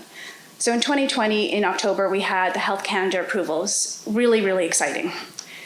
It then took about a year for CADTH to issue their recommendation, and they did recommend reimbursement. So that was in November 2021. It then went to the next stage, which is a negotiation between the company, in this case Novartis, which licensed it from Spark Therapeutics, which originally developed the gene therapy. And so there was a negotiation, a price negotiation. And so while that was actually ongoing, and it took quite a long time for that negotiation to complete, some of the first patients were actually treated through private insurance. So they had private insurance either through their own work or through their parents' work. And so some of the first patients in Canada were treated in the summer of 2022. September 2022, the PCPA concluded negotiations with Novartis. And then it was sort of a matter of months before provinces started to announce if they were going to fund the treatment. And at this point, as far as we know, all patients who have the RP65 gene mutation and are eligible for Luxturna live in a province where they have access. So it is currently being delivered in a few provinces. It is a very complicated treatment, so it's being delivered in Alberta, in Ontario, and it will be delivered, I think, this week, starting in Quebec, which is very exciting. And some patients from other provinces are going to say, Alberta or to Ontario to get treatment. And I just want to quickly walk through some of the work that Fighting Blindness Canada, as well as some of the other vision stakeholders like Canadian Council of the Blind did to ensure that this treatment was coming to Canadians. So the first thing we did before it actually went to Health Canada is we developed inherited retinal disease quality of life survey. This was really trying to understand from the individuals themselves what were some of the challenges they were facing, what were some of the barriers they had, what did they expect out of a new treatment. And so this was all patients with inherited retinal diseases, including, I think there were probably about 10 or so who had the RPE65 gene mutation. And it was a pretty remarkable. We launched it right basically at the start of COVID, and maybe because everybody was sitting at home, we got over 500 responses. So really, really strong response from a very sort of rare group population. And that study has actually since been published in the Canadian Journal of Ophthalmology. And then we used this data to inform our patient submission to CADTH. So Fighting Blindness Canada led this, but it was co-signed by Canadian Council of the Blind, by CNIB, Vision Loss Rehab Canada. So really wonderful stakeholders coming together to sort of share our voice. CADTH recommended reimbursement, and then sort of the long wait for the negotiation. And in this time, we really ramped up some of our, I would say, traditional advocacy efforts, because we wanted to explain what the delay meant to these individuals who were waiting for treatment. So every day they waited, they were losing more and more sight, because this is a progressive eye disease. And the earlier the treatment is received, hopefully the better the outcomes are. So the potential 2 to 3 year delay from Health Canada approval till public reimbursement had a really big actual impact on individuals. So we did an email campaign. We had over 8,000 emails sent to members of parliament, actually to some of the leads at PCPA, which they did not appreciate very much. We also, with Michael's support, got a number of government meetings, and so trying to talk to members of parliament and different members of government at different levels, and finally using media to try to share the stories of individuals like Adam, like Nora in Nova Scotia, like William in Montreal, to trying to say there is like a real human impact to, like, I understand the process has to happen, but if you can move the process along a little bit quicker, that would be ideal. And so moving on to finishing off actually with Adam. So Adam and his sister Jenna actually received treatment last month in Ontario. They were some of the first patients who received it once Ontario announced public approval. So we saw them at one of our events last week. They were doing really well. They were really excited, already seeing a little bit of improvement in vision. So I'm really excited to see sort of what the future holds for them now. And I know they've already such huge advocates for themselves and for the vision loss community, and I think this is just going to make their lives hopefully a little bit easier as they move through it. And I think the goal for us as sort of vision loss stakeholders is to say that this was just the first of what we hope is many new innovative treatments coming down the pipeline. We hope that Canada is better prepared, but if it isn't, we're going to be prepared as a community to ensure that all Canadians have access as quickly as possible. So thank you very much.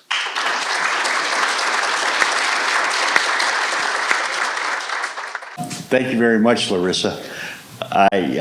Two little short stories I want to add to what Larissa just got through doing is because the efforts we did advocacy-wise were some ways a little bit, it's a serious issue, but it was a little bit fun.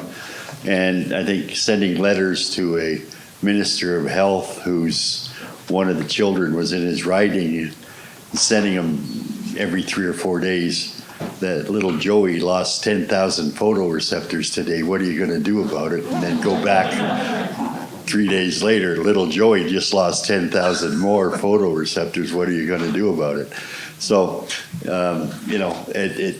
it was advocacy that was really important, and it was really good to see that it worked, and that the politicians and the presentations we made were very successful, and we were very happy to see, the 5 provinces eventually find a way to make payments. I'm back here to sort of introduce the video.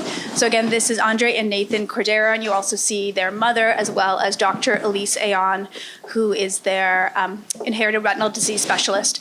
It's like sort of good lead up. I know Dr. Ayon will be speaking after the session as well. So we're just going to hear from the twins and hear about what it meant to live like with vision loss, and also what their experience receiving Luxturna was.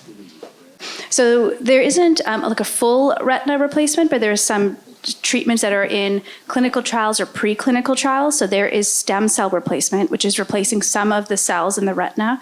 So RPE cells, there's some clinical trials happening for both age-related macular degeneration, as well as I believe Stargardt's disease. I would have to double check that one. There is, in preclinical work, photoreceptor stem cell replacement. And there's also some work with optogenetics and retinal prostheses, sort of trying to provide some sort of vision-like. So it isn't necessarily restoring full vision, but it's restoring the ability to have a bit more functional vision. So those are all in different stages of clinical trials. And it's, I would say, the early stages of all of these treatments, but really exciting stuff is coming for sure.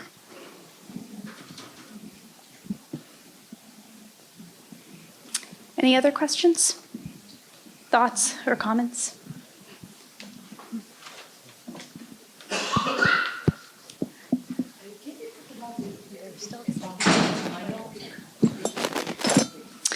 I don't think I'm the best person to talk. The question was asking about myopic degeneration of the retina. I don't think I'm the best person to talk about that. I don't have enough information about that personally. But I don't think there's necessarily anybody else in the room. If Dr. Mayberley was here, I'm sure he would have been able to speak to that.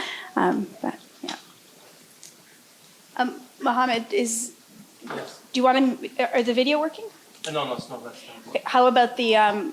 Should I introduce the next video with Elise on? Yes, please. Okay, so the video of the twins isn't working. If we get it working later on, otherwise, I'm sort of happy. I can maybe share the link with Michael, and he can share it with the audience. Everybody can watch it later. So I'm going to introduce Dr. Elise on. She is joining us through a pre-recorded session. She is the staff director of the Ocular Genetics Program in the Department of Ophthalmology and Vision Sciences at the Hospital for Sick Kids at the University of Toronto. So Dr. Ayon has been a staff ophthalmologist for more than 25 years. She directs the Ocular Genetics Program, and that provides comprehensive genetic testing, diagnosis, and counseling services for patients with inherited retinal diseases. And in the video, she talks about Andre and Nathan's case, because she is their doctor as well. Since 2018, Dr. Ayon has held the Henry Brent Chair in Innovative Pediatric Ophthalmology. And she has taught and trained many students and fellows at all academic levels during her 19-year career at the University of Toronto. And her research is focused on the genetic analysis of inherited eye disorders, including inherited retinal diseases, or IRDs. Good day. I would like to thank Keith Gordon and the organizing committee for inviting me to be part of the 2023 Canadian Council of the Blind Conference. I like to show the picture of this little girl. It's so beautiful, and she's blind, but no one would tell that she's blind because blindness is invisible and silent. I'd like to go over some updates in inherited retinal degeneration and talk about what could be done today. These are my disclosures, which in no way affect the content of my talk. Some of you may remember in the 80s where Michael Crichton wrote this science fiction story about a graduate student who, using fossilized mosquitoes, recreate a park of endangered species. That was a great movie, and it was science fiction then. Like, we didn't even have the internet, I think. But is it today? So much has happened in the field of genetics. I don't know, but I'd like to share what we've learned in the last little while. Today we're going to focus on the back part of the eye, which we call the foot posterior segment, and specifically we're going to talk about the retina. The retina is thin like a plastic wrap. It's a neurological tissue. It's like a microchip film that lines the back of the eye, and the nerve cells gather together in the optic nerve to send a message to the brain. It's the tissue in the body that consumes the most energy because it works constantly. Specifically in the retina, we're going to talk about the light sensing cells, and don't worry, there's no exam and there's not too much more fundamental stuff to come.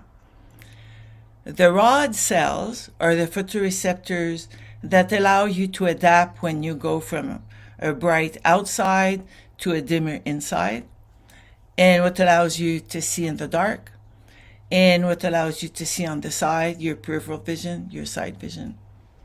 The cones are the cells that allow you to see color and that allow you to see in front of you.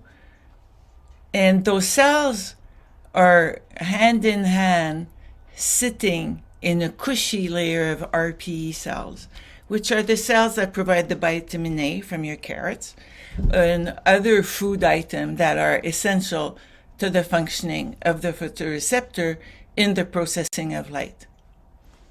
When we look in the back of the eye with our bright lights, we see here the optic nerve, which goes to the brain. The central area of the retina we refer to as the macula. It has the highest quality vision, which is why in macular degeneration, which means that area is damaged, vision decreases, unfortunately. The cone cells, the daylight sensing cells, are located in the center of the retina, where the rods are more prevalent in the periphery of the retina.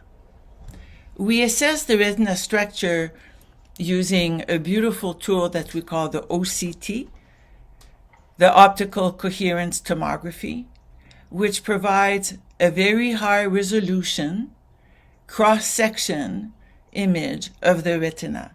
So you see here the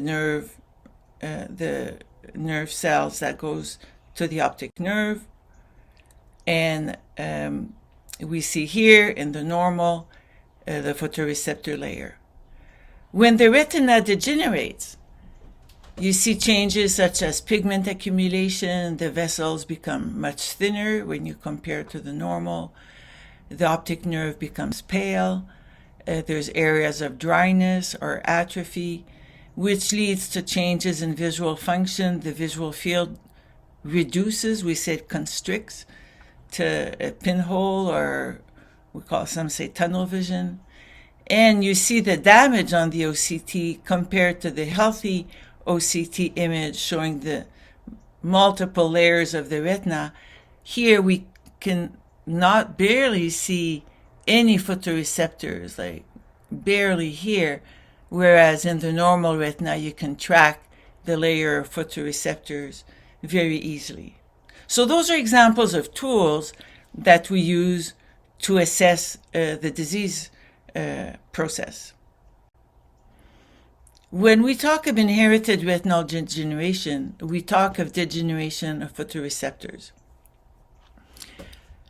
This affects all ages and all populations. No one's spared. Overall, there's about 1 in 4,000 people. It varies between population, but in general, that's the prevalence that we see, which is considered a rare disease. Retinal degeneration is a progressive condition that leads to blindness, for which there's no cure. An important message that I want to leave you is that inherited retinal degeneration, like I said, is silent because people don't talk about it. They want to fit in, they don't want to stand out. But we need to educate the population about the burden of retinal degeneration if we want more resources. And it's invisible because you don't look like a retinal degeneration. You just have it. Genetics has contributed to the identification of numerous genes associated with retinal degeneration, which means that there's numerous mechanisms that lead to photoreceptor death, which means that there cannot be one treatment, which is unfortunate and which is why it is so slow to be able to deliver a product that could reverse the course of diseases. To make a diagnosis, which we cannot always do in one setting, we need a clinical exam, some clinical test results, and genetic testing. Genetic testing for inherited retinal diseases is essential. It should be considered a right, and in part because the yield of genetic testing in retinal degeneration is very high and is over 70%. In our case, it's over 80%. So we get a lot of information from it. I depicted this in a different way. We like to ask questions, and it's not because we're nosy, but we need to understand your body, not just the eyes. And we need to know if there's illnesses other than the eye, other illnesses in the family. It's very important to understand how things have evolved. Are things changing? Not all retinal degeneration are as progressive, so it's important to understand that. And then we assess the structure of the retina using different tools, and we assess the function of the retina using different tools. We say the devil is in the detail, and it's true. I can't overemphasize the importance of natural history. And that explains why we ask for the patient to come back again and again. And for some, it drives you crazy. And I get it. But we need to understand what's happening if we want at some point to be able to deliver an intervention. If you cannot understand what is changing or at which stage of disease you're at, it will be difficult to interpret the result of an intervention. As an example here, this is a study that we did years ago on a patient population with choroideremia, where we asked, is the visual acuity a good measure of change in choroideremia? So on the y-axis, you have visual acuity in logMAR. So 0 is excellent vision, and 1 is 20/200, which is legal blindness. And on the x-axis, you have the age. So you see that almost until the 4th decade, like 35 years old, the visual acuity does not change. So that means that if you're going to try a treatment, visual acuity in that patient population is not a good outcome measure. And in fact, there's been clinical trials using this outcome measure as a primary outcome measure of change in choroideremia, and the trial failed not because the treatment wasn't any good, but because the visual acuity doesn't change. So the way to identify these outcome measures is through natural history. It's very, very important. So the key concepts that I want to leave you with for this didactic teaching session is that inherited retinal degeneration are genetically heterogeneous, which means that there's many genes involved, which means that there's different modes of inheritance. Some are dominant, which affect every generation. Some is recessive, some X-linked, where mostly men are affected, etc. Which also means there's different risk of transmission, and there's different mechanism of action. Genetic testing is imperative to provide the diagnosis, as it optimizes also counseling and management. But the genetic testing is the cement in the diagnosis. So what can we do for retinal degeneration? There's no cure. There are some interventions that are gene specific and some that are gene independent. Some are nutritional, such as we say, take antioxidants, your omega, lutein, zeaxanthin, eat your greens, your colored vegetables. But there's other avenues that are explored, such as neuroprotection, like how can we keep the residual cells healthier. And there's an interesting field that's evolving that we call optogenetics, which is a form of artificial vision. But we're going to focus more today on gene-specific therapy, and specifically on gene augmentation therapy. We won't talk of stem cells, and many of you hear about CRISPR. We won't talk about CRISPR that much, maybe just a tiny bit. What we're going to talk about is a condition where the intervention was very specific to the gene and the mechanism of the disease. So why are we talking about this? Well, in 2008, there was an extraordinary moment at one of our vision research meetings that we call ARVO, where it was revealed that a breed of dogs, the Briard dogs, which are blind because of a mutation in the RP65 gene from birth, had vision restored by the subretinal injection of the missing gene. And that has led to a normalization of their vision. They could catch the ball, they could run after each other, steal each other's toy, etc. This has led to human clinical trials and to the approval in 2017 of the first ever gene replacement therapy trial that was successful in human. But this is very, very specific to individuals who have retinal degeneration due to 2 mutations in the RP65 gene. It was an incredible moment. For some unclear reason, which I think is in part the lack of awareness of the impact of inherited retinal degeneration in our society, Health Canada dragged for approval till 2020. And that was very unfortunate because this is a progressive disease. And during this time period, some patients are no longer eligible to receive treatment. So that's why it's important to talk about it. So what is the treatment?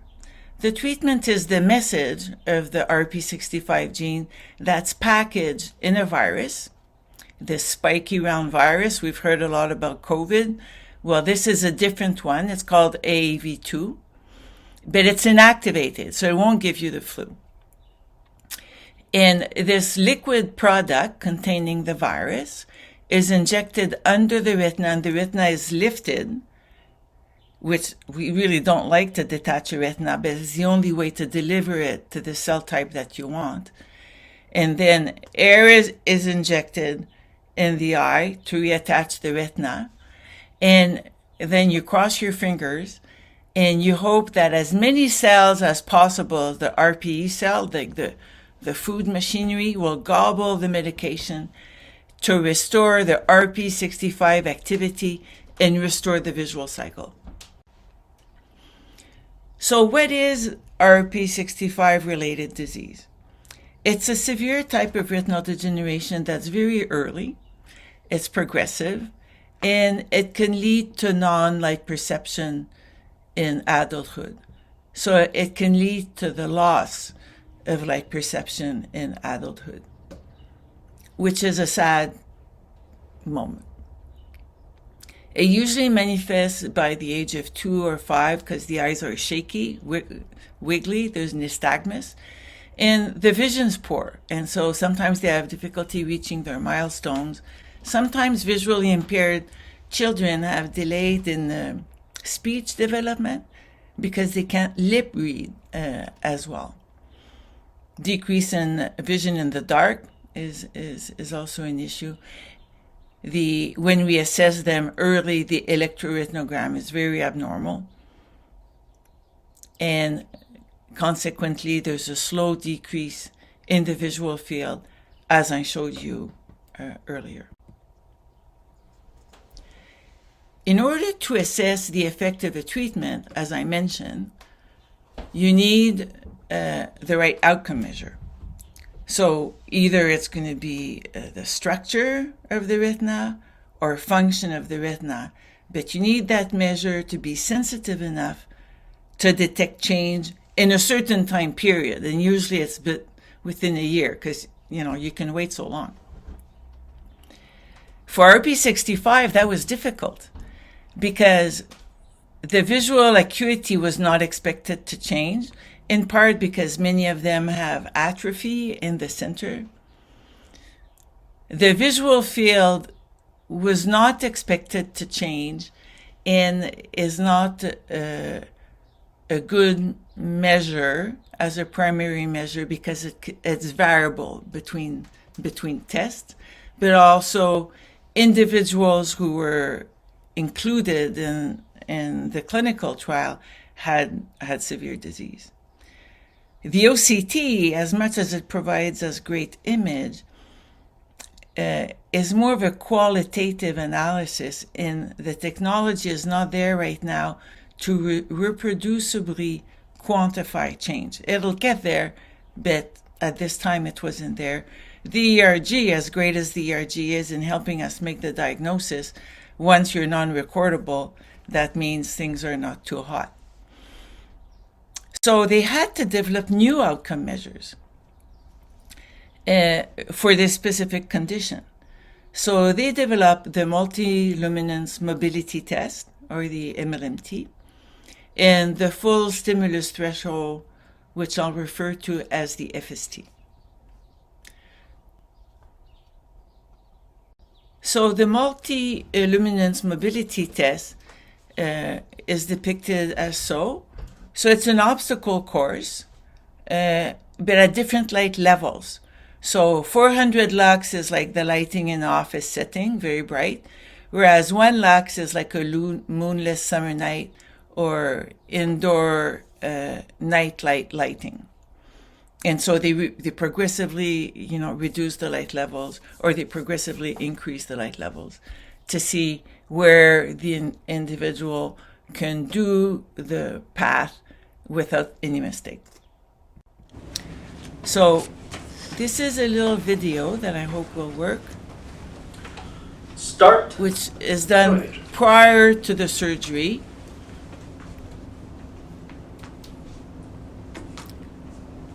So the little girl is hesitant.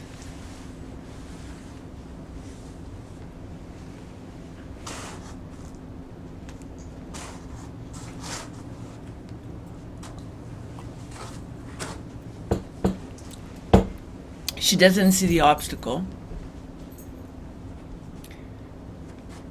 She doesn't see the arrow, so she feels her way to turn. And I'll stop here because she obviously didn't do very good on the test. In quantification of these results, after the treatment, there was a great change in the ability to do the test at a lower light level. And so these are, they're not the actual lux level, the number of level changed. So if the treatment is given here, BL is baseline, and the green line, for those of you can see, is the first treatment group, and the blue line is the deferred treatment group, so they're treated a year later. And at 1 month, at day 30, you could see an improvement of several lux level of the treatment group. And at 1 year, the deferred treatment group did even better because it was probably a better eye. We always start with the worst eye. And the results have been sustained. So we have, it's not published yet, but we have data for about 10 years. And so in the phase 3 trial, 89% of the deferred treatment group was able to reach one lux at 1 year. So that's pretty incredible. So what would this mean to the patient?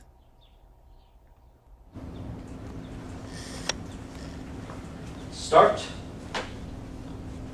This is after surgery.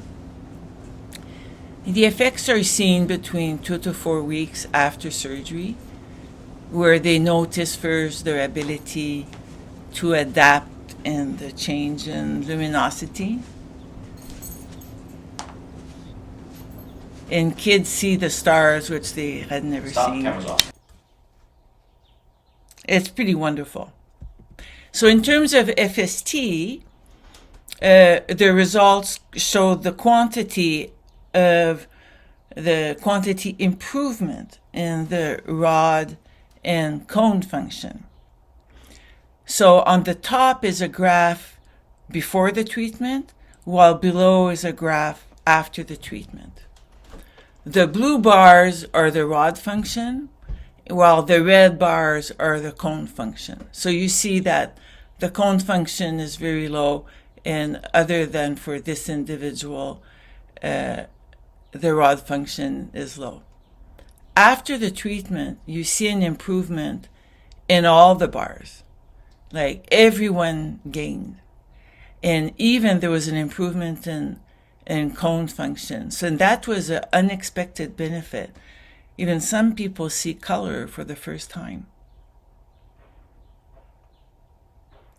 It's not a cure. But I think if you've never seen in the dark and you lost the ability to adapt from a bright environment to a dim environment, and to be able to do that, from what I've experienced, it's a great improvement in the quality of life. So what we've learned from the phase 3 clinical trial is that Luxturna is safe, and it shows durable, reproducible efficacy. It increases the sensitivity of the retina to light and low light. And it has a safe immunogenicity profile, which means that it did not lead to a significant immune reaction. Mind you that the patients were on steroids, but still, there was no adverse event related to the product. There was adverse event related to the procedure. Because, as I mentioned, when you detach the retina, especially a sick retina, it's not surprising that the recovery is always not perfect. So we've had the opportunity to treat some children. In 2022, OHIP allowed the use of the product, but did not approve reimbursement. So we have 3 patients who got treatment through other avenues, either through the parents' benefit program, or in one case, the employer paid. And this is one of the 2 brothers. They're twins, and they got treated, and I just thought I would share this with you. I'm most excited to be able to see in the dark and to be able to have our vision and to be able to grow up to do things that every other kid can do.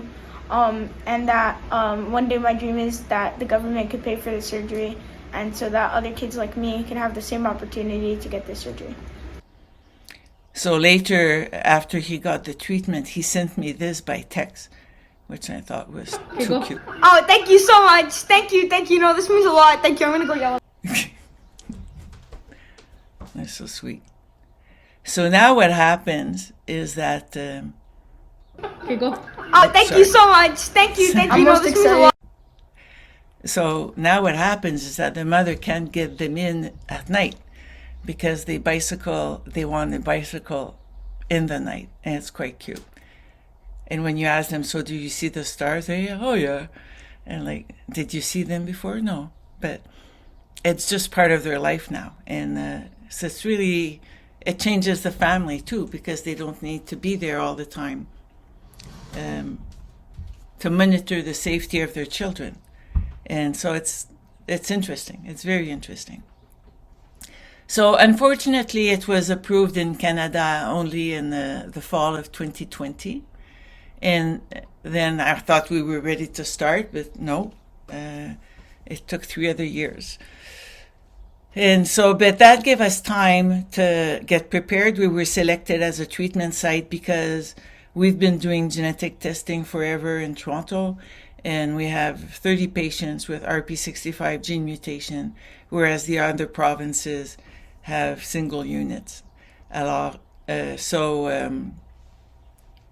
was a reason for us to be involved, and but it requires a lot of work. It requires training pharmacy to implement a process to include this $1 million treatment into the pipeline, train the clinic, the surgery, nursing. It's a new era of medicine, and like we didn't really know what to do, so it was a bit. It took a long time to get things going, but then is that you need to find the patients. Where are they? We're lucky in Ontario, well, in Canada, but especially in Ontario because we've been doing genetic testing for a long time, longer than the other provinces. And so we have a lot of data. And Fighting Blindness Canada for many years has been sponsoring the development, the implementation, and the maintenance of a national patient registry for individuals with inherited retinal disorder. So we have a lot of information and we can track patients. But there's a lot of patients missing. As I said, like, where are the patients from the north? We don't have any patients from Manitoba.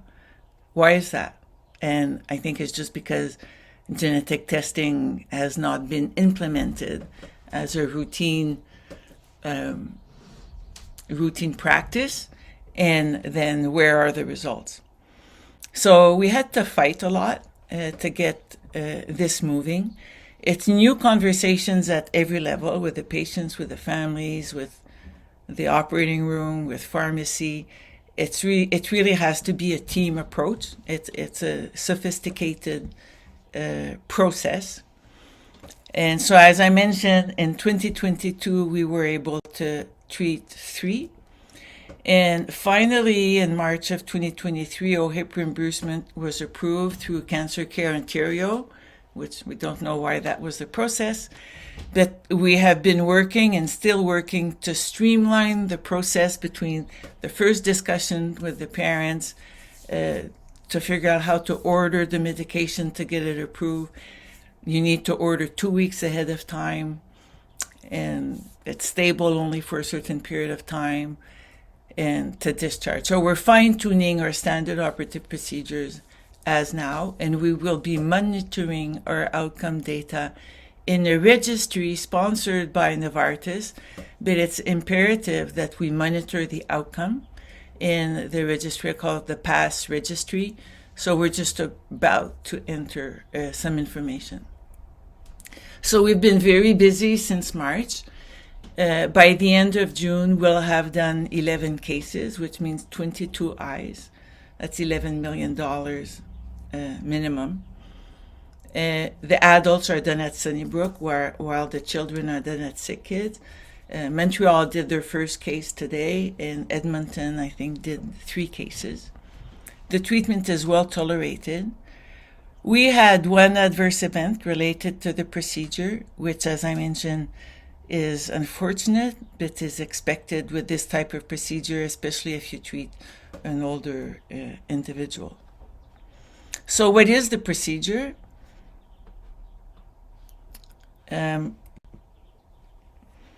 Before the procedure, the patient needs to be on oral steroids, and for several weeks after the surgery, so that needs to be possible.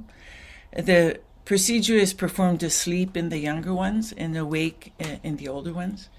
We always start with the worst eye, and we wait between 1 to 3 weeks between both eyes. After the procedure, the awake individual has to stay flat on their back for 6 hours at least to allow the retina to reattach, and I'm told that's the most difficult part. The vision is terrible after the procedure, so that's very scary for people because air is injected in the eye to flatten the retina, and it can take up to a week, 10 days to go back to baseline. The changes, especially the night vision or the adaptation to the dark, starts between 2 and 4 weeks and can improve over many months or more than a year, depending on the individual. So I'd like to share data from 2 patients to give you an idea of what happens. So our first patient was not a good patient to start with because, as you could see, his baseline vision was very low. It was 21,000 in the right eye and 2,800 in the left eye. His ERG was non-recordable. And on FST, his retinal function was very low and was dominated by his cone. So all you need to know is that the lower the number, the better the function. And so blue reflects the rod function, red reflects the cone function, whereas white light reflects overall function. Okay? So at baseline, his cone, he was minus 12.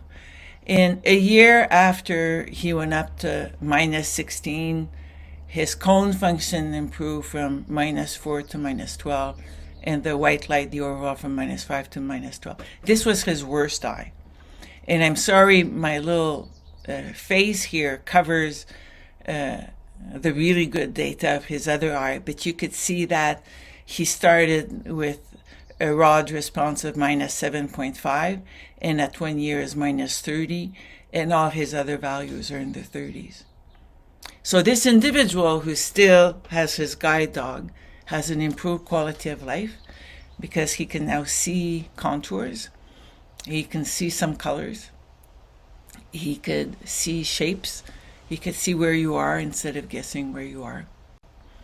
Our fourth patient is a 19-year-old boy that had severe disease.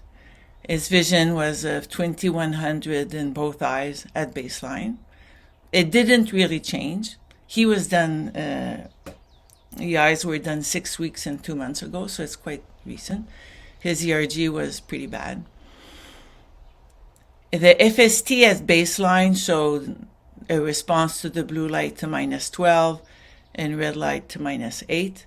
And you see here at 2 months, his response to blue light is minus 54, and his response from his cones is at minus 30. And overall, he went from minus 11 to minus 47. So it's quite incredible. And so the confidence that this teenager has, among others that we have done, has improved so much that they walk in and they smile. And our patients don't smile often, unfortunately.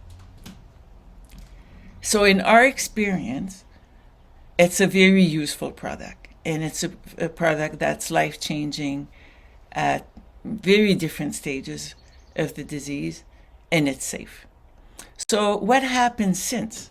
So, of course, there's been an explosion of clinical trials for all the other gene therapy subtypes, but they're not succeeding, and that's for multiple reasons, and in part is because of the primary outcome measure that was not properly selected in respect to the disease process. And also COVID has been a nightmare in recruiting patients. So these trials are made through money. Investors invest in companies to run these trials. And at some point, if you don't have data, they pull out and they go to something else. And COVID has been a huge detriment for that. So some of these clinical trials that have stopped, we think are working. They're just not working as measured by the primary outcome measure that was done. But there's still more trials to come. So in summary, what have we learned? We've learned a lot. We've learned that it's important to work with regulatory agencies because they decide yes or no, either you go or not, and we need to educate them that different genes lead to different disease mechanism and different outcome measures. We need to educate people, and we need to identify what can we measure reproducibly that is likely to change. In order to do that, we need to define our phenotypes fully. So unfortunately for the patients is undergoing many tests. We need to do these natural histories of change. But we also need to discuss and identify what is meaningful to the patient. And so we've been working on implementing patient-reported outcome measures, but the doctors need to talk to the patient. And I ask the patients, if you want something, what would make a difference? If something could make a difference, what would it be? And there can be a lot between being able to drive a car and not. You don't need to drive a car to have a great quality of life. We need to learn to identify what is the best therapeutic window for a product so that we make sure the best cases are chosen in the clinical trials to meet the primary endpoint of efficacy. And the patients need to be identified.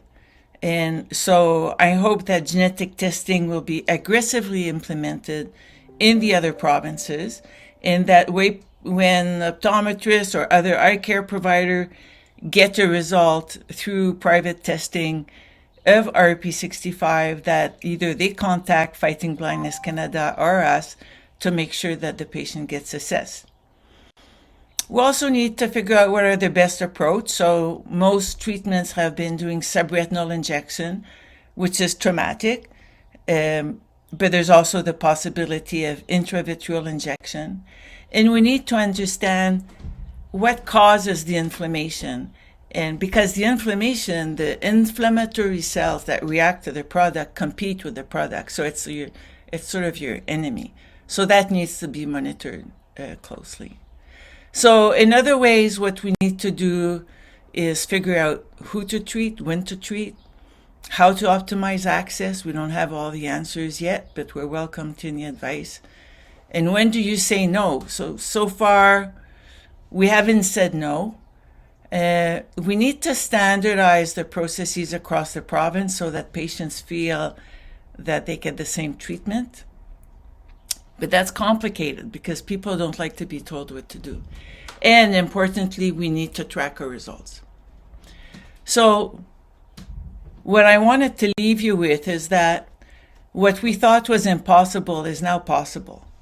It's an extraordinary new era of medicine, but we shall process very, very carefully because it's important to do no harm. And so it's important for eye care providers to know the disease, to know your patients, and we need to be patient to make sure that the right treatments are delivered to the right people. So thank you for your attention. I'm sorry I can't be there with you, but feel free to email me if you have any questions, or if I have a break by the question period, I'll see if I can attend. Thank you for the opportunity of talking with you. Bye. Hey, this is Ike Ahmed from Prism Eye Institute in Toronto, as well as from the John Moran Eye Center at University of Utah. Happy to share some of my perspectives on minimally invasive glaucoma surgery and where glaucoma surgery and therapy is going. These are my disclosures here, and I do have a lot of consulting and investigational work with a variety of different industry partners, particularly in the novel glaucoma surgery world over the last decade and beyond. I wanted to start off this talk that is a very important talk on where we are in glaucoma, to state that we are still in an unacceptable place in glaucoma. People still go blind from glaucoma at high rates that are still unacceptable.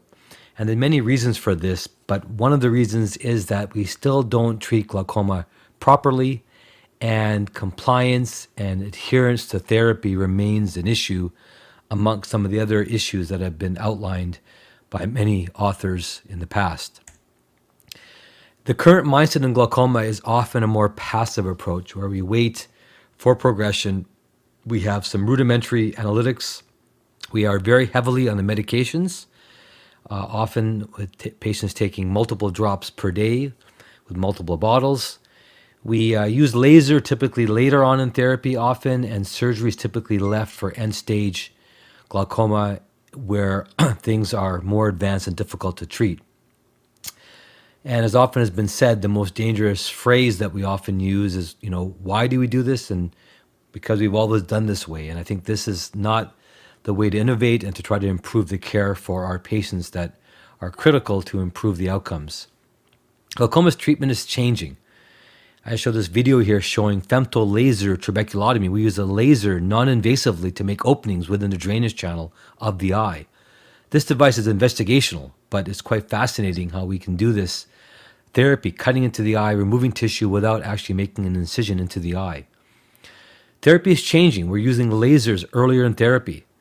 We are using drug delivery on the horizon here in Canada. We are looking at standalone microinvasive glaucoma surgical approaches earlier than typical surgical therapy. We're combining these with cataract surgery, and we have new ways to create blebs, which have been a traditional approach to surgery. Now, these are some technical terms which I'll go over briefly.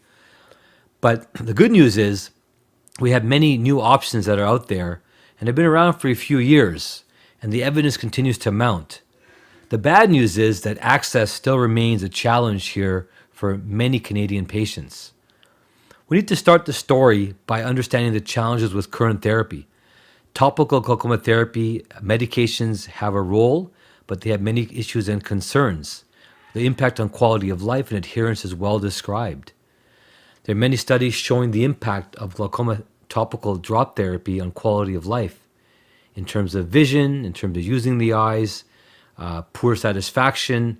This results in reduced compliance and social issues as well. We have many studies that show us that when patients don't take their drops, which is unfortunately all too common, patients progress and they get worse, and this also costs the system more money as the disease advances. And the association between poor adherence and progression of visual fields is quite detailed. This is shown in a very large study here showing the relationship between this. And the reality is that the majority of patients with studies done around the world, including in Canada, show most patients are not very adherent to drops. They forget drops, difficult to take drops. It's hard for all of us in a chronic therapy to do it in this manner.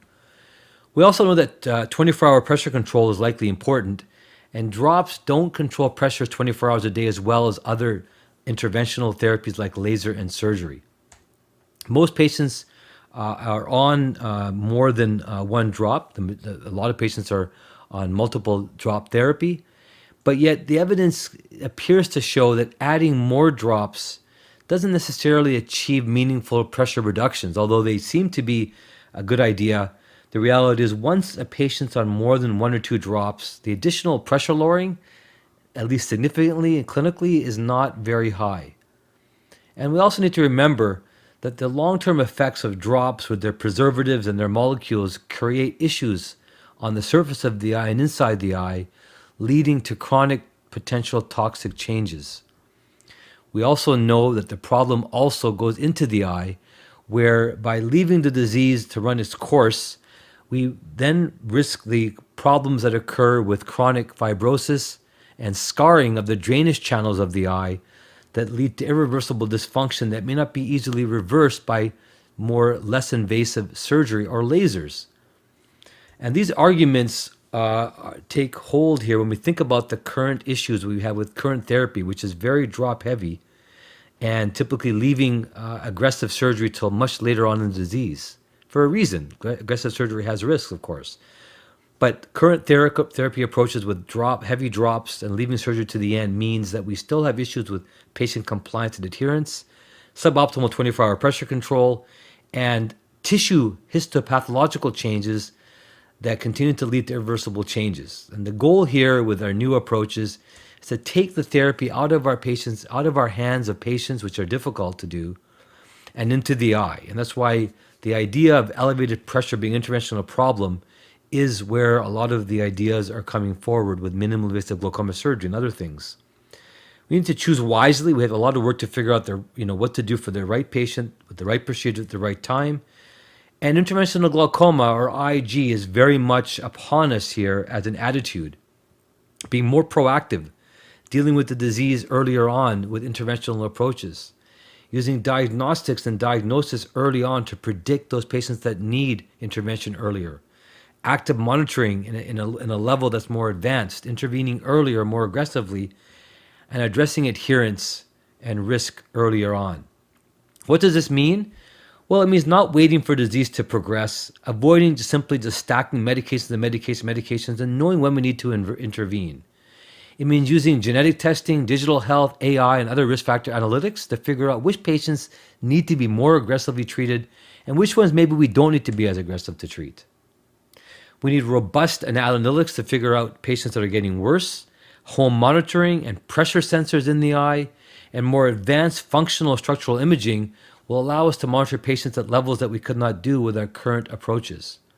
And early procedures like laser, drug delivery, delivering drug into the eye with elution of drug over a period of time with sustained release compounds, microinvasive glaucoma surgery, and microinvasive bleb surgery are all early procedure interventions that allow us to be more proactive in disease.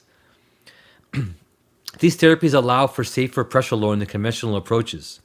And where these interventions fit is still a matter of debate. And I'll briefly share with you where some of these may be categorized.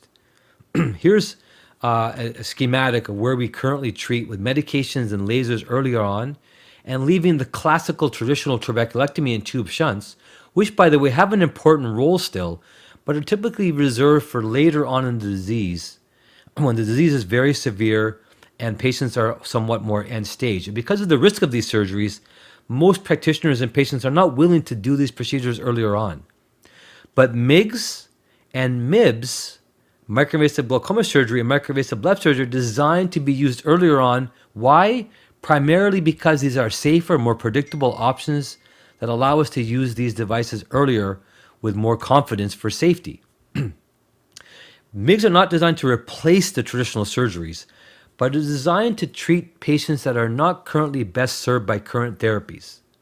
Patients who have milder disease, but who face adherence and quality of life issues with drops in progression concerns, and patients who have more serious disease, but have risks that they face with traditional surgical approaches.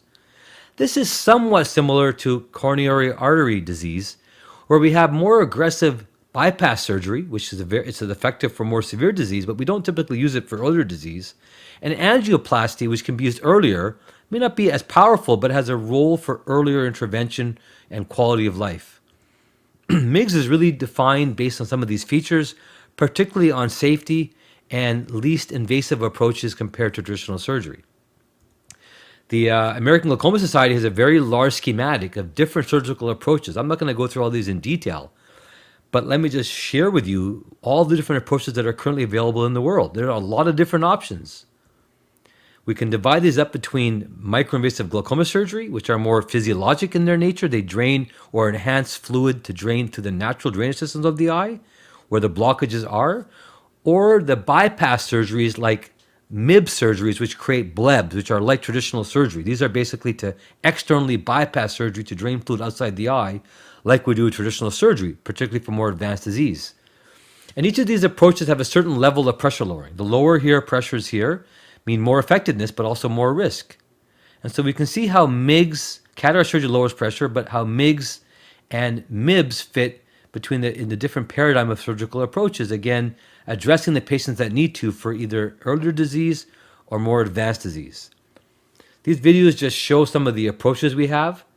There are a lot of different approaches, stenting approaches, placing sutures inside the eye, cutting and removing tissue with different devices, and dilating the drainage channels with gels to try to open up the blockage and blocked areas. The eye stent is one example. I don't necessarily want to highlight this as the only example or the best example, but it's an example that is most commonly used around the world, which is the smallest device placed in the human body. These are two stents that are sitting on a coin, on a penny, a U.S. penny. And these devices can be placed very carefully inside the eye, inside the drainage channel of the eye where the blockage is, to bypass the resistance where the drainage obstruction is, to get fluid to drain naturally out of the eye into the natural drainage system of the eye. Here's a picture of a patient who's had these stents put in, and you can see the position of the stents. Now, many publications have been out there now. We're seeing an increased number of level of publications. This is an older graph here, but we have even more published in 2022, 23, and some of the largest surgical trials ever in glaucoma surgery have been published in MIGS procedures. And I'll share some data, but basically this general summary here shows the reduction of pressures as you go from left to right and medications from left to right, whether we do procedures by themselves or with cataract surgery. Now, of course, there's a lot of questions about what is cost effective. Of course, it's not just about the money, although this is obviously a budgetary question. We need to think about what value do we get by spending money on performing these procedures, especially when it comes to quality of life. And it's not necessarily that we're comparing one versus the other, because we often perform one procedure before the other in a stepwise fashion. But we absolutely do need to have more evidence in this area, in glaucoma in general, and also in novel glaucoma surgery. It's good to see publications out there, and I've been pleased to be involved in a number of these publications looking at cost utility and cost analysis and cost effectiveness of different mixed procedures in different countries, including in Canada and United States. This gives us some support of the role and effectiveness of these procedures. This is one of the most, to me at least, one of my most important studies that we've published, looking at the results of combining cataract surgery with MIGS devices at the time of surgery. 2 publications recently. Over 5 years, randomized study, very high quality data, where patients were randomized over 5 years to receive either cataract surgery alone or cataract surgery with a device, and followed over 5 years. As you can see, that there were more patients who had medication freedom over the 5 years than patients who had cataract surgery alone. And combining this with cataract surgery with mixed procedures resulted in less medications being used. What did this result in? Almost threefold decrease in the need to go on to more aggressive surgery, which is important for patients because aggressive surgery has significant risk. Furthermore, we also showed less visual field progression. We cut visual field progression by half when we combine mixed procedures with cataract surgery. These evidence is pretty strong that we should be considering combining mixed surgeries with cataract surgery for patients who have glaucoma who need to go on to cataract surgery. And these are all different ways we look at it this way. Remember, MIGS are not designed to replace traditional surgery, but they're designed to replace medication as a procedure that we can do for patients who are not best served by medications, but also not best served by having a more aggressive bleb surgery. And bleb surgery means basically creating now a drainage channel from inside the eye to outside the eye. And the traditional surgeries on the right, you can see trabeculectomy, where we basically make a hole in the eye under a flap of outer wall of the eye, or placing a large tube shunt. We are now in the era of micro stents and micro shunts. And this results in what we find is less risk and more predictable surgeries to do these. We know these are traditional approaches that are very powerful but have risks. And the issues are concerning, particularly treating earlier on in disease. And trabeculectomy is an important procedure, but because of the uncertainty and the concerns here, is often left later on in the disease process and paradigm. And modern day bleb surgery now, we differentiate it by the improved safety, recovery, vision recovery, return to regular quality of life, and improved quality of life, and better looking bleb surgeries, which are less likely to cause infection and be more comfortable for patients. And these microinvasive bleb surgeries are these stents we place that drain fluid from inside the eye to outside the eye, which is different than MIG surgeries, which are designed to drain more physiologic. These are MIB surgeries, and MIG surgeries are draining inside the eye. That's the difference between MIGs and MIBs. Both have a role, one more for early, one for more advanced patients. And these are two different procedures here, the Zen and PreserFlow, which have served many of our patients very well who really are in trouble, who need an aggressive pressure lowering because of their severity of disease, but with less risk than traditional surgery. And these blebs look much better in how they look and appear and function. And so microinvasive bleb surgery seems to have, again, an important place because of the improved safety and the recovery compared to traditional surgery. So today we have a variety of options. We have the internal draining canal, which is our natural drainage system, and we have mixed procedures. And then we have subconjunctival bleb surgery, MIB surgeries, trabeculectomies, and large tube shunts. MIGs and MIBs are two of the more novel procedures, while trabs and TUBs have been around for a long time. Now, choosing procedures is a balance of safety and effectiveness. We find that the more natural drainage procedures like mixed procedures have higher safety, but the bleb surgeries are more effective. And, we have to individualize our therapy. We go from less risky procedures with perhaps lower potency to procedures that are higher risk for higher potency for patients who need it. And there are many considerations we have. We can't go through all these details, but we have to really individualize therapy for my patient. Are they going to cataract surgery? How well is the pressure controlled? How severe is the glaucoma? How well are patients taking their drops, and how old is my patient? And when we have a patient who's not controlled, do we add more meds? Do we do laser? Do we do mixed surgeries? Do we do bleb surgeries? And this will again depend on how low we need to go. And that's really the question we ask ourselves. And it's somewhat of a complex algorithm that we have to choose the procedure. So technology has really helped us to give us options for patients. But over my career, I found the biggest challenge to affect change isn't technology necessarily, it's people. There are many barriers to these interventional approaches. We have patient issues, practice issues, payer considerations. We do need to build more evidence, although it is growing and building some of the highest quality evidence. Access is still an issue. Human resources, cultural attitudes, tradition, and of course, access and cost are big issues. Here in Canada, there's a wide disparity in access across the country here. Many procedures are funded out of the global budgets of hospitals. There's very little directed funding for glaucoma surgery, so we have to fight for funding from at a hospital level, which often there's no funding for these new procedures. So there's some hospitals, we're fortunate at Trillium Health Partners to have the funding to do this. Many hospitals don't have the funding to do this, or a very limited amount. Now, the health technology agencies out there and assessments have been focusing more on long-term patient-reported outcomes and quality of life, which are very important. But there's very little literature in this surgical world and in glaucoma in general. It's very hard to provide the evidence for that. And so to wait for that could be years and years and years before we have the evidence at that level. And despite this, the health technology assessment agencies across the country have often given positive funding recommendations. Unfortunately, this is stalled at our operational level in terms of getting that funding or recommending the right funding level for patients. Obviously, it's a complex area, and I hope that we have some movement to get access and improve access for the right procedure for the right patient. We have to be careful not to have indiscriminate use of procedures, but have a proper way to have access here. So hopefully these are some things that we'll see over time.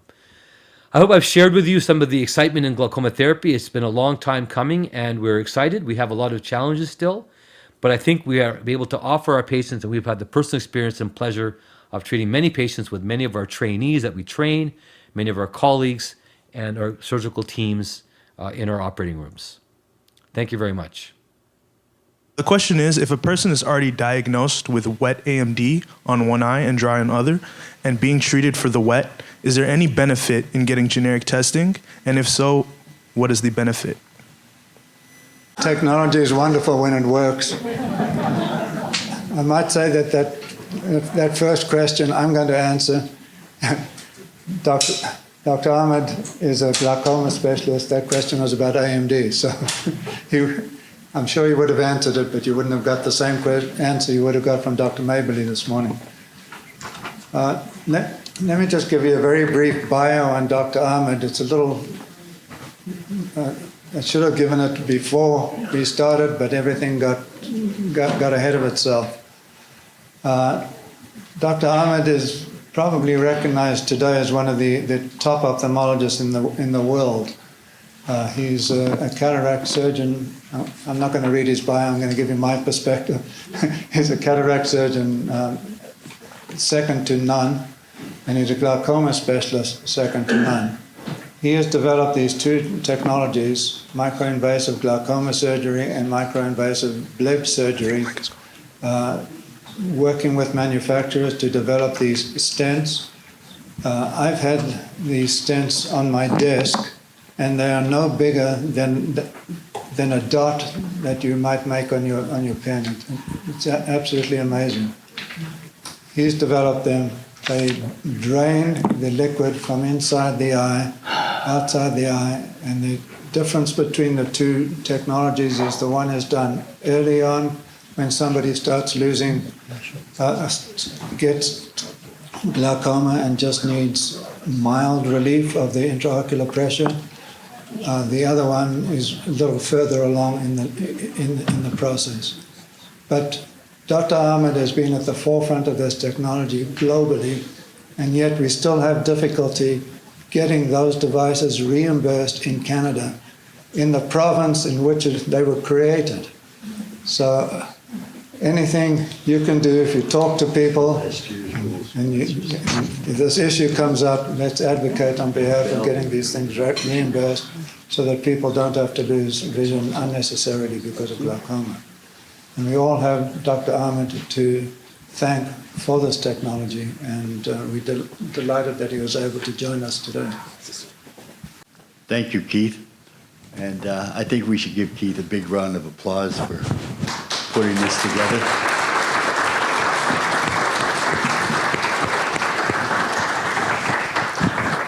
I had to apologize to him because his golf handicap went up 4 strokes while he was doing the conference. I want to thank everybody for coming out today. It's really appreciated.